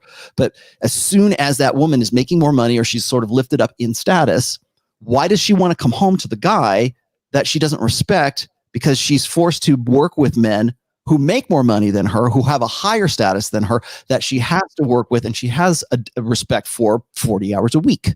So now you've gone from this you were the stability provider, you were the dependable guy, and now you've gone to not making as much. And I don't think that a lot of guys really account for the fact that, and particularly tradcons hate this, is that your status as a guy at least starts at what you can provide. at least starts with the kind of money that you're making. And women will go, it doesn't matter. I don't care. I make more money than him. Blah, blah, blah, blah, blah. Yeah. Well, if you look at the sexual market value dynamics between that couple, yeah, that lady's probably like fat as a beach ball, and she's working to make more money, and he's actually probably, home splitting wood.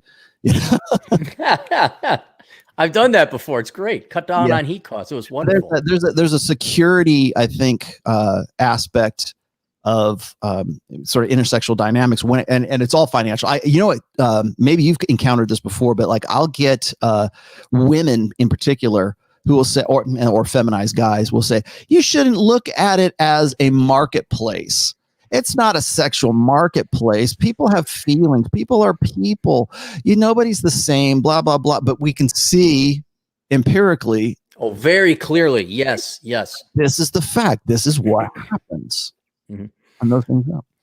I was going to ask. Okay, so we're at almost at the hour and a half mark. I did want to say that Aaron did a real excellent breakdown of ROI, return on investment. Yeah, return on investment for the Rule Zero live event or online event that we did 2 weeks ago now.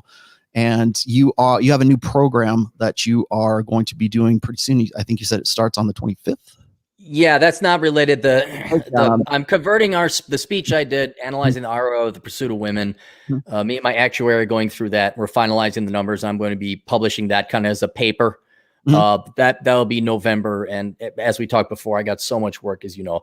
But the thing germane to this topic is I put together a seminar on minimalism, and it will be gone through Teachable, opening October the 25th. And going to the 30th. So that's its enrollment period. It's limited time. And if you wanted, I know we talked very philosophically and as it applied to the red pill, this goes through like, it's basically, and a lot of people, like, well, I don't need it. It's like, yeah, if you've tuned into me, most of my stuff is economics and finance. Yeah. For my regular listeners, you don't, but because you have a different audience, maybe there's a lot of younger guys out there who want to worry about getting their finances together. Probably more likely the younger guys, and even maybe the older guys, you're like, oh, I got to perform and I got to get this fancy car. I'll tell you some free bits of advice. The number 2 thing you're going to blow all your money on besides a worthless degree is worthless cars. Or not worth, they're going to be too fancy of cars. So that alone is worth the admission price of that. But if you are worried that you have to perform and act like you're rich when you aren't, that is going to destroy your finances. And so this gives you forgiveness and explains why that is so stupid and why in the long run that's very bad for not just your romantic life, but your financial life as well. And so then it goes into not just the basics, but it goes very deep into human psychology, addiction, because if it was that easy to quit spending money, we'd all do it. But we're talking about the exact same psychology and addiction as to why it's hard to give up smoking, why it's hard to give up drinking, why everyone is fat, because the consumption of food is related to the consumption of materialism. And then it tries its best to give you how to get out of it, how to put it into practice through rote rehearsal. But then ultimately I got this silver bullet, I like to call it, that is, if you're still having a hard time understanding this one aspect of it, will hopefully break that addiction. And then you're spending less than you make, and now you're saving for retirement. And then maybe you can join me and we all go ride motorcycles. Come up to Reno, come hang out with me. Can we set snowmobiles on fire, Rollo? I always wanted to set snowmobiles on fire. Yeah, that's another thing. That's a sunk cost, right? You don't set your snowmobile on fire. It's a good thing I'm passionate about that, because I probably would have just left it there otherwise. What did you do? Did you put too much stable in it, or what did you do? No, I was really stupid. I was running it very rich, and I was using probably higher octane fuel than I probably should have. It was a racing fuel, and I was getting real. Performance-wise, it was fantastic. Sure you were, yeah. I started burning my shell on my leg there. Yeah, that was not good. I thought it was going to explode actually for a while there, and I was lucky that it didn't. I have I don't know if I still have it on my Instagram. I have a shot of the fuel line that was melting. That had it got through that fuel line, I would have been. Would have exploded. Oh. Yeah, I didn't sometimes you don't realize how close to death you really are sometimes. But I wanted to say this though, and just to sort of tag this onto the last thing I was saying is that, I like my stuff. You know, I like my toys. I like my snowmobiles. I like my dogs. You know, I mean, certain things I could certainly live without, but I will tell you this is that once I became more like sort of financially independent, and it's all on me right now. The money I make is on me. It's not on somebody else. It's not on somebody's business success. It's on my success right now. And that really started, I don't know, about 5 years ago, 6 years ago, when I got into doing, gigs, because it was easier to do because now the internet has opened up and there's services and there's ways I can make money where I don't have to sit an hour in a commute to go to a job for 40 hours a week and another hour, think about the commute time, you're burning like gosh, a day. And that's what I want to say is that right now I value my time more than anything else. Like I can go and like the things that I've always wanted, like when you're a kid or something, man, when I get older, I'm going to have this car and have this bike and have this stuff. And it's like, I can have pretty much what I want. Like I buy what I want to buy right now, but I'm like, I stop myself and I go, where am I going to put it? Yeah. When am I going to do? I don't have time. I can't even get the damn book finished right now. I can't even get the thing, onto Amazon right now. When am I going to have time to pick up a new hobby? Enjoy the things that I do like fishing or something, right? Like that I've always enjoyed since I was a kid. I don't have time for those things anymore because I'm so focused on what I'm doing as a professional, as like, okay, I can make as much money as I want to. I could change my life anytime I feel like it, but I'm like, but I have to give up time. I have to I have to do the show. I have to go and do, other things. Your wife might want to see you once or twice this week too. Yeah, it's funny. It's like when I see my wife at the end of the day, she's like, I feel like you have a full-time job. I go, yeah, I do. Yeah, you do. Yeah. Job, me. And I think this is something new that I've had to deal with. And I don't know if you've had to, I would assume you've probably had to deal with this too. Do you know who Tim Pool is? Yeah, the internet YouTube guy. Yeah. Okay. He has a bigger draw and a bigger audience than CNN does right now. And the guy is just absolutely like, he's just so popular and people want it. He's like, I hate to make this comparison, and Tim or Adam, if you're watching this, forgive me, but Tim is kind of like the Walter Cronkite of this. Walter Cronkite. Like people go, oh, what did Tim have to say about the Amy Barrett, Comey Barrett thing or whatever it is that's going on? They'll say, what did Tim Pool have to say about that? And Tim's probably 33, 30. Hey, he's not even, I thought he was in his 20s or so. He's a young guy. For the most part, he's just sort of reading what's already available on the internet and then just sort of interpreting it, and say, well, what about this? How do you think about that kind of thing? And it's really just kind of like interpretation, but people trust him enough to have a bigger audience. But Tim has said this, and on several occasions, and this was even prior to him being more, popular, being the Tim Pool right now, is that he can't stop. He can't take a break. He can't take a vacation. You either appear or you disappear. And particularly on YouTube, because the attention span, like right now, he's got the draw of, a greater draw than CNN. But what happens if he says, you know what, I'm going to take a week off, and now he drops because people go off and their attention is drawn elsewhere because we've got ADHD, right? This is the TLDR generation. Too long didn't read. And so that's his number one complaint is that he can't relax. He can't take a week off. He can't power down for a little bit. I think John from Modern Life Dating said he took a week's vacation or something on an island in Japan and came back. He was all refreshed and ready to go and just kick ass. And that's good. But he's at a level right now where he can do that. I think that once you get up to a certain point, and maybe this is a mental thing. Like I don't even want to watch a 2-hour movie. I do not. No, I know exactly what you're talking about. Yeah. Again, your opportunity cost is too, not just in terms of money, but also in terms of intellect. Like I have this is more engaging to me than this. Oh, what was the stupid movie? Baby Driver. Oh my God. Did you see that piece of cancer? No, but I know the kid that's the actor in it.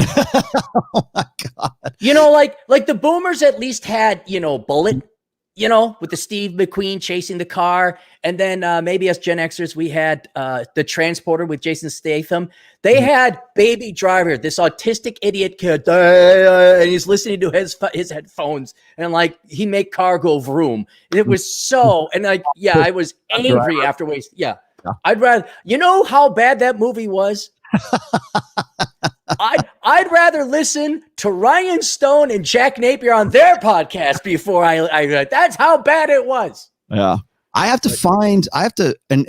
never been like this too, because when I had a 9-to-5 job, when I was working for the casinos, when I was working for gaming companies, when I was working for liquor and alcohol companies, I had to do my work. I had to go out and do my promos. I knew what was required of me.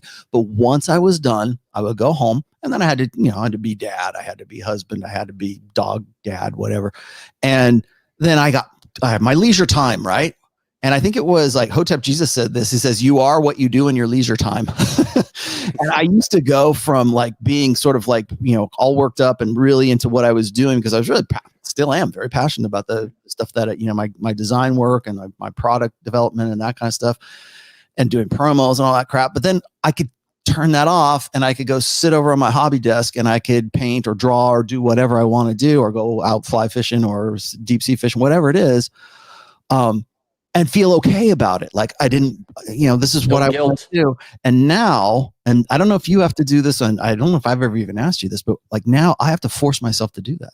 I'd say it's okay to go and take a 45-minute walk with the dogs, or let's go on a hike, or my wife will say, "Get the hell out of this studio," and jump and go out there. I'm like, "Oh man, yeah, it did just snow the other day," that kind of stuff. And I'm in a new kind of frame of mind, because I'm always thinking about what the numbers are going to be, what the sub. You know why we're doing this? Do you know why? It's because of survival, because the iron is so hot right now and nothing lasts forever, that we need to like make the money that we can now, because you never know we could get demonetized. The something new technology could come along that obsoletes this. People just get sick of us, whatever. Shiny object over here. It's 7 years feast, 7 years famine. Hey, I hope we have a run like Rush Limbaugh or, Michael Savage. But you can't bank on that. And I can almost guarantee you, because that's the minimalist as well, where it's like, well, I can work a regular job, or while money's good, I'm making a good wage. Let's save as much money as we can now, and then down the road, we could go ahead and luxuriate on an island for 5 months if we want to, instead of a week. But yeah, that is absolute. And I do have that problem. What's helped me, and we should probably tell Rich and all the other guys too, is I got a critical to-do list and then a really good Aaron to-do list, which is like 4 extra credit things. And once I get through that list, I'm done for the day. And it's like working out, one bit of work, asshole consulting, vitamins, all this other. And then I feel like, okay, I achieved, and the guilt goes away. Mm-hmm. But what we're witnessing, and this is what I think minimalists are going to find out, is you'll also start to find other intellectual pursuits because they're free. Mm-hmm. And you're going to enjoy podcasts, you'll enjoy philosophy, you'll enjoy history, and you're going to find out there's so much of a better world out there than watching a movie like Baby Driver, or going to any movie for that matter. Right. They all can't be American Beauty. Is you're going to really start to value your time more and more, and what free time you have, you're going to start expend it on things you really like, and you'll also appreciate it because you have the free time. But yeah, I have to take sleeping pills to calm down at night. The good news is all this has really kicked my alcoholism out the door. I rarely drink anymore. So it's kind of, that's good. But I'll tell you this right now. And this comes from a guy who has worked close to 20 years in the liquor industry. I have not come December, like right after Christmas time, come December, it'll be 3 years since I've had a drink. Wow. That's awesome. And I'll tell you, it's not because I had a problem or anything like that. I just stopped because I wanted to be an efficient writer. I didn't want to have to be like, oh man, I got to recover from like having, even if it's just like, getting together with family or something like that. I don't want to have to do that. I want to be more effective.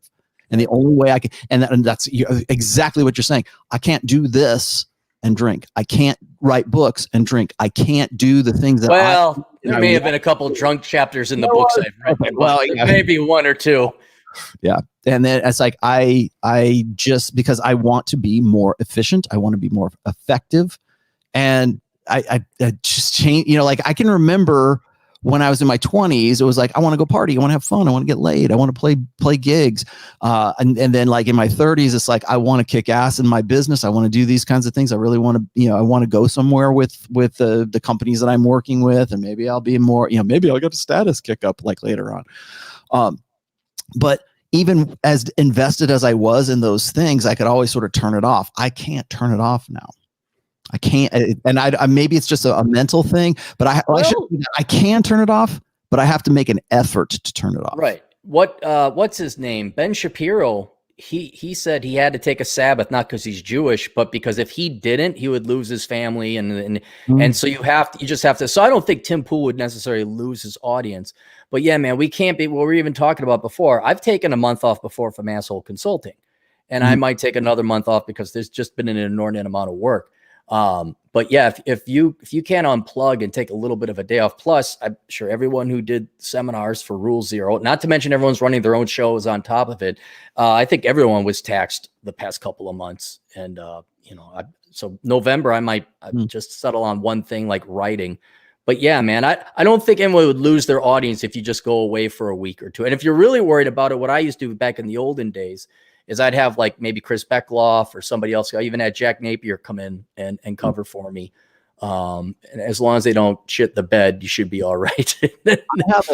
I have a theory, but I have this sort of revelation that like when I was working 9 to 5, when I was working for someone, and then I was working for myself, and then I was working with people, often the same people I used to be working with.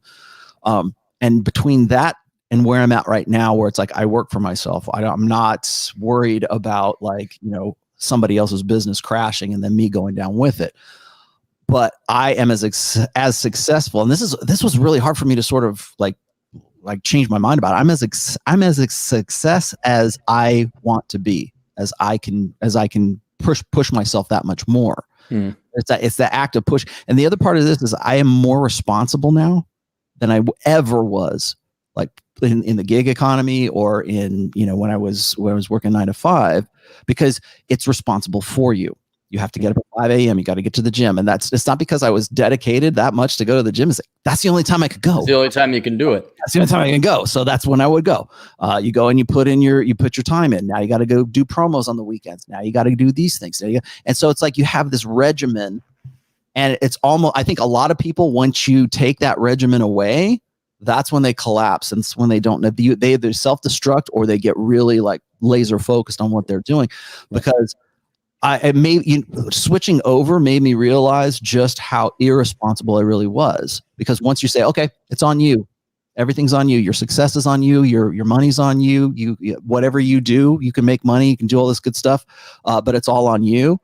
You can't get up at like, noon or whatever. And no, like, I'm not saying you got to get up at 4 a.m. or you do these like 4. Somebody asked in the chat here, and I wanted to throw this at you too. What do you think of the 4-hour work week idea? I like it. I never read the book. Tim Ferriss, right? Yeah. Uh-huh. Yeah. I didn't read it. I like it because I think it actually is possible, but you got to live in, like the right country. You got to have the right career in the profession. It is possible to get by on 4 hours of work per week, but I'm almost going to bet that if you're tuning into this show, you probably don't have the intellect to, because here's another thing, and this is a problem minimalists are going to face, let alone self-employed people. Let's say you pull that off, the 4-hour work week. That's a lot of time to fill. And unless you got 20 kids to occupy it, this is where you see a lot of guys going down to the VFW. I hang out a lot in Vegas. You'll see a lot. They have the regiment. They go in morning for the coffee. They solve the world's problems. Then they go get an early tea time. Then I don't know what they do because I don't see them until the very next morning where they're getting their coffee again. But you're not going to, as a minimalist, just be happy with being productive 4 hours a week. You're going to find something else that you want to do. Be it your passion or your hobbies or something. And you're going to have to, because if you don't, depression will set in. You'll have suicidal thoughts. I don't know if the statistic is real, but there's a shocking increase in the amount of suicides after people retire, which makes no sense. But yeah, it's not all, yay, I'm independent. You're like, where is everybody? And you'll realize there are so few minimalists who have the time and the money to go do things. And I'm not talking like a lot of money, like, hey, do you want to get a beer? Oh, I can't. I got to mow the yard. Well, you mowed your yard during the daytime. You're on top of your game. So it's definitely a very lonely club to belong to if you pull it off right and you're doing a 4-hour work week. Yeah, I'm looking here and I get that. So here's what I would think is, and I have not read it, but I've read the outline. So I know I know what the principle is, right? But let's just say for sake of argument, you can do 4-hour work week. You just do these things to maintain, then you just live the life and do whatever you want, whatever you really wanted to do. So 4 hours a week is enough to sustain you. Like, okay, minimalism, right? So you don't have a wife, you don't have responsibilities, you don't have rent, you don't have bills, whatever, or you have a minimal amount of bills, right? And so 4 hours a week can sustain you. You know what I would be doing for the rest of those hours? I'd be like, well, if 4 hours gets me 8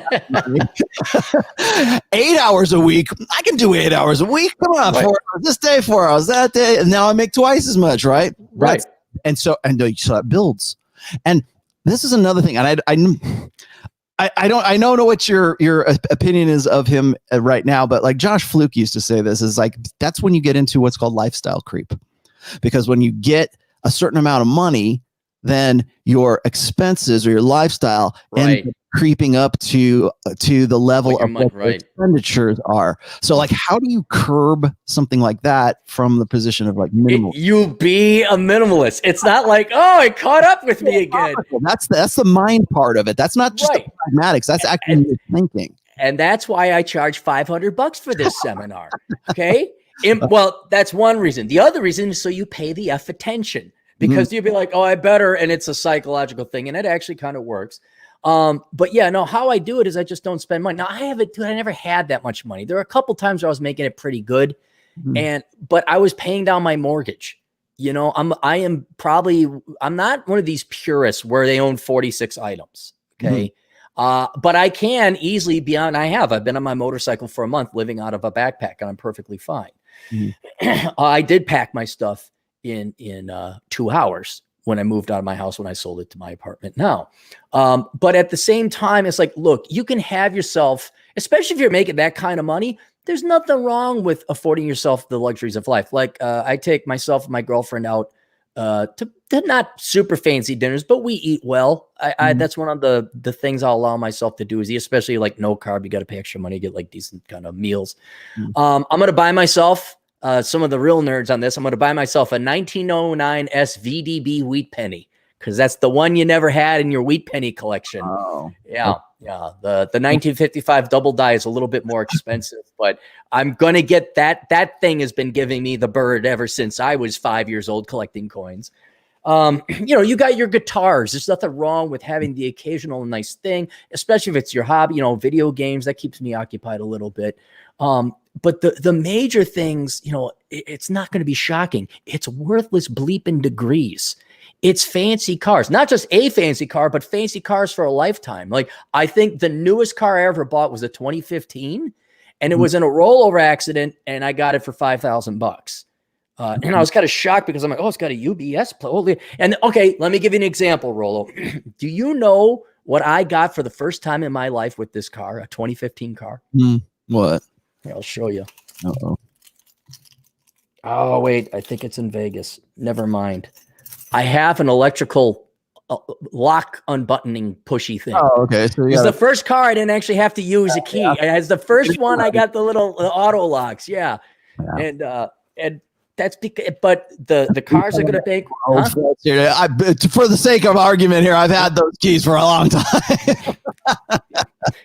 But I know, it's like you only need something for as long as you need it, right? I mean, if it's right, and you're just, and as long as you avoid, drug problems, worthless degrees, divorce, overpriced housing, and fancy new cars, you're probably going to make it just fine. Or illegitimate children. That's another thing that goes right here. You know what that is? Is that an iPad? It's the third generation iPod. Right? iPod. Okay. It's a 30 gig iPod. It holds pretty much every song I need it to hold. Right. Right. And I have used it forever. And I even know right now, like on eBay, they're a hot item because people want them. And it's not because they're the latest technology. It's just, it's good technology. I don't need anything else. Like people say, well, why don't you just get Apple Tunes or Spotify or whatever? I mean, I have it too, but it's nice to have that in the car. It's nice to have that at the gym. It's nice to have that, and I don't have to worry about streaming anything or doing anything. And I like to have it there. I've always used it for what I need it for, like if I'm learning a song or for whatever, But it's just sometimes that old thing just it works. And why do you need anything else other than that one thing? Do you know what else works? Goodwill. I don't think I've bought a new pair of jeans or I'll buy new underwear and socks. That's where I draw the line. We get those brand new. But I do not get like pants or shirts. It's like, what? I'll tell you what's fashion funny. Hasn't changed in 20 years. What do I need to? I'll tell you what's funny is, and you and I both know Spencer Harding, because Spencer Harding used to wear like Affliction shirts all the time, or the American, like the stuff you get at like Buckle or something like that. And I was like, yeah, I think I'm going to get some of that stuff. And I have a few. If people know, I've worn my Affliction shirts on here. And then as soon as you wear it, it's like, dude, what are you? Look, are you ancient? What are you from the 90s? What you went 2008 call? They want your shirt back. Exactly. And I'm like, okay, what?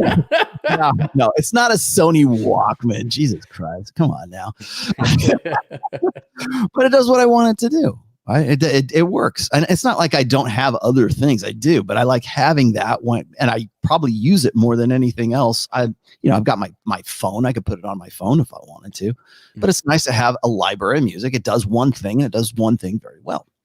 And another thing you probably want to get to, and you've talked about it, like you could get your car, but where are you going to put it? And once you get to that point, like, where am I going to put it? Do I have room? It really helps to have a studio apartment. It really helps to have a small place, because then you're forced, like, we don't have room for this. Like I'm trying to, I've always wanted a table pack band. I don't have room for it. I'm sure I would like, I don't know, because I think I got pretty much everything I want. But anytime, even a little thing that, what little things create, they inevitably multiply into clutter. And now you got a table of crap that you're like, oh, I just bought this little salt shaker. It's a little chicken. Isn't it cute? You take that, you throw, say, woman, you ever bring another salt shaker to my place? No, but if you're just like, where am I going to put it? I think you've hit that nirvana. Because and you'll find, like, when you're a young kid, you want the latest and the greatest toys. You want this. Oh, isn't that fun? And everything is new to you as a little kid. But as you get older, novelty dies out. You're not that excited about things anymore. And then you're really about like, do I have to deal with this later on? And so, like, for example, I may be going down to one less car because I technically have 5 vehicles, 2 in the Southern Command, 3 up here. And they're a pain in the ass to do oil changes, spark plugs, chips in the windows, things like that. There's always something, whether I'm down there or up in Minnesota dealing with it. So yeah, it's just, you'll get, but the key thing, especially for the younger guys, just try to get by without stuff. I know you want that latest video game. Can you wait 3 months when it goes for sale for 65% off? And the money will start adding up real quickly. It'll add up real quickly. And really, if you're a minimalist who makes 50 grand a year, you're probably wealthier than the dude bro who makes 125,000 a year, but has a leased vehicle and an SUV and a house in the suburbs. Do you think it's hard to sell women on the idea of minimalism? Oh, yes. Oh, yes, absolutely. Do you think women are more materialistic than guys? Yes. No, well, they empirically are. They have more debt. And it's key to their survival. And we don't necessarily have the time, but it's the materialism again, where, and it's not just women, it's just human nature. It's nature in all animals. You put a bowl of food in front of a dog, what's the dog going to do? Eat at will. Yeah. It just will eat until it gets sick. And that's because for most of the dog's genetic existence, it didn't know where its next meal was coming. Humans are the same way. This is why men and women, I think 70% of us are fat or overweight or obese. So women have this natural compunction to consume, and that is in every capacity. It could be food. It could be baubles and trinkets. There's also this competition status, dick competition. Like they all say, oh, you men have your dick comparing competition. It's like, well, what are you showing up to the nail salon with an R8 Audi all the time? Like, what is that? Or you know what a cold shoulder is? Okay. Do you know the maxi dress, that popular thing before the shoulder holder was more? All these fads, and now it's what? Brown boots with brown hats. they'll buy the dumbest crap because other women are buying dumb crap. And so I don't know if it's necessarily it's easy to prove as well because women are the primary consumers in the United States. That is a proven fact. It's easy to come up with the stats for that. What I was thinking is this though, is like I see these occasionally on YouTube. It's like these guys who live on a boat. And they have their like kind of hippie girlfriend, and maybe she's got dreadlocks, and he's got like they're white guys with dreadlocks, right? I mean, these are the guys out there like go jumping off the boat to go fish out lobsters, to have lobster dinner like that night. Sure, yeah. they've got a GoPro 9 Black 9 shooting all of this, but they're living on lobsters, and the girl's like, she's kind of beach hot, she looks like beach girl hot. Sure. And of course that's what draws you in, and she's fishing, look, you can see her ass. But I think there's this sort of idea that guys think that they're going to find this kind of earthy woman who likes to go rock climbing and smoke weed now and then and have this, have an IPA, and we're going to sit on the beach and we're going to play a dirty old acoustic guitar, and we're just going to be happy. That's called Denver. That's Denver. You'd find that in Denver. And so when I see this, I'm like, what woman is doing? Like, what chick is doing that? I mean, maybe there's a few. There's a few in the hiking culture. I've seen it a lot, but you're talking usually a lot younger girls. They have no responsibilities. They're likely still in school or something like that. They're supporting that lifestyle. Well, yeah, but the tax. Well, here's another thing. You won't, unless they're hardcore, then I'd be very interested. But you're not going to see them in Phoenix. Well, not Phoenix, because you can hike in Phoenix. You'll see them during summertime because they have school off. They're all over Lake Tahoe, let me tell you. Right. And then come fall, when school comes back, you won't see them in Utah, which is a wonderful place to hike in fall. Mm-hmm. But they kind of, and then the boomers come in because they're all retired. So I've noticed some demographical changes depending on the seasons and hiking. But those girls do exist. They are a lot in Denver because of, you got pot, you got snowboarding, you got skiing, you got a major metro. Those girls could all be living at home with dad in the suburbs in Golden, and then you're right there in the mountains, and it's only an hour and a half to Vail or whatever. But the gals that are inevitably going to settle for that life, very rare. They're inevitably going to want to have a house. Security. Yeah, they're going to want to have a nice car. They're going to want long-term security. But I can't speak ill of those girls because they have been largely a net positive in my life. When I've engaged in hiking and other activities with them. I think it was Martin Lawrence who said if a woman would fuck in a cardboard box, like men would never buy a house or something. No, there might be camping sex. There's camping sex that happens occasionally, but they don't want to live in a tent. No, they don't want to live in a tent and drum on their bang on their drums. They inevitably want a place. They'll live in what is it, Medford, Oregon, wherever the nice place. Yes, they want to live. Yeah, exactly. Where it's all ex hippies. I was asking this because I think that it's a real tough sell, and I think it's become even tougher these days to sort of get women to rough it. And in fact, I wrote this essay, I think it was back in 2016. It was like, never take a girl fishing. Never like say, hey, come on, we're going to go camping. We're going to go fishing. If the girl wants to, she says, hey, I want to go fishing. Then that's one thing. Right.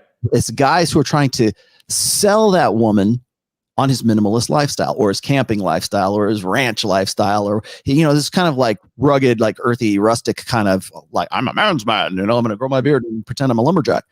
That kind of like dragging a woman into that is always a bad idea. If the woman says, if you're the most alpha guy that she imprints on, and that's what she wants to do, that's another thing. But if you're going, hey, we're going to go fishing, and you're going to bait your hook, and you're going to gut the fish, and you're going to clean the fish at the end of the thing. Like, unless the woman is like saying, yeah, I really want to do that, or my dad taught me to fish, I want to go. Unless she's like organically wants to do that, it is always a bad idea to try to drag a woman into your minimalist lifestyle. Yes and no. But see, I've only can go by my own experience. I know it's a bad idea to drag a girl on a hike longer than she wants to go. That's a bad idea. It's a bad idea to like, hey, do you want to go for a long motorcycle ride longer than they want to go? That's a bad idea. I think that's just they don't want to go and they're suffering and they're not imprinting on you because they'll do whatever you want. As they think it's a good idea for a couple hours, and then after hour 2, 10 minutes, maybe 10 minutes. Do we have to be here all day? How fast are you going? When do we catch fish? Yep. But yeah, I haven't had, because it wasn't a choice for me. And I think this is why minimalism is so practical, because most people don't have money, especially if you're a young, dumb guy. So you don't have the choice. It's not like, I remember this one gal was all upset because I said I couldn't afford Devani's, which is just this sub shop. It's nothing fancy. It's like Subway, maybe barely half a point better than Subway. And I didn't mind dumping her because I was like, I can't afford it. And how arrogant to be like, give me some of your parents' money and then maybe we could go to Devani's. But right now I can't take you to Devani's. So when this gets, again, back to the Maslow's hierarchy of needs, women are like in the middle. And they become really irrelevant when you got to worry about, gee, I hope I have enough food next week. Or I hope the water pipes don't freeze again. So when you're down there, you almost have this accidental alpha where you have a IDAGF attitude towards women, like, no, get out of here. So I've never actually had that much of a problem because I'm not going to starve or be late on rent so I could afford a nice dinner for a girl. That's never happened to me. So the minimalism has always come part and parcel with me. And if the girls ever got to the point where we might have a relationship, I'm saying like, hey, you're supporting yourself. I save my money. I'm paying off my mortgage early. And I'd say, this is where I'm going. And I want to do these things. So that kind of screened it up. But the gals that came with me, there are some good gals in there, and they were good with money too. And there are women that are good with money. A lot of women come from poor families too. A lot of women don't have the support. Maybe not a little bit more because everyone could just sign up for OnlyFans apparently, but there are gals that will also come from impoverished backgrounds and battle their way up, legitimately go and get a real degree, a real discipline, a real job, and they'll be on the same and that's a good screen, by the way, too. But you never cave on your minimalism, especially if you can't afford it, because you can't afford it. So I've never had trouble dragging women along because it's like, well, I guess you're leaving then. It's just. Yeah. Cool. Well, this has been a good discussion. Once again, we're at the 2-hour mark. So I want to give you a chance to sort of plug your new upcoming program, which I am going to get on board with. So you can, you'll be able to purchase a registration through me, whoever else you're affiliating with. But Aaron, you and I have known each other for a very long time, so I have no problem endorsing anything you do, especially when it comes to this kind of stuff. I should go back and change it. Rollo is a butthead. Rollo is a butthead. Rollo is a butthead. Oh no, thanks. It's going to be through Teachable. Wait for Rollo to come out with the link. He'll link directly to it. In the meantime, you can sign up for the school. Teachable does it weird. Actually, don't do that because it'd just be weird. You can sign up for the school, but then not the class because the class isn't being offered right now. So wait until Rollo publishes it. He'll provide you the link. It's called Achieving Minimalism, Theory and Practice. You should be able to find it. And it is $4.99, but I'm not effing around because I want people to take it seriously, because I've realized doing my own asshole consulting that no one takes you serious. If you give it away for free, no one listens. So this is serious time. And keeps everybody honest, keeps you honest, keeps them honest. So. Yeah, no, and it's a longer one. And like I said before, I even took a shower and put on a shirt and combed my hair and brushed my teeth for this one. You cleaned up really well. Yeah, I did clean up. Yeah. So, but joking aside, it is a serious presentation. It's 5.5 hours. So it is lengthy. Take notes. And then save up your money because it's coming out in 11 days, it looks like. So 11 days, it'll be up and available. Cool. And then you and I are going to be on Masculine Geek in a little while here, aren't we? Yeah, we got our Dungeons and Dragons coming up.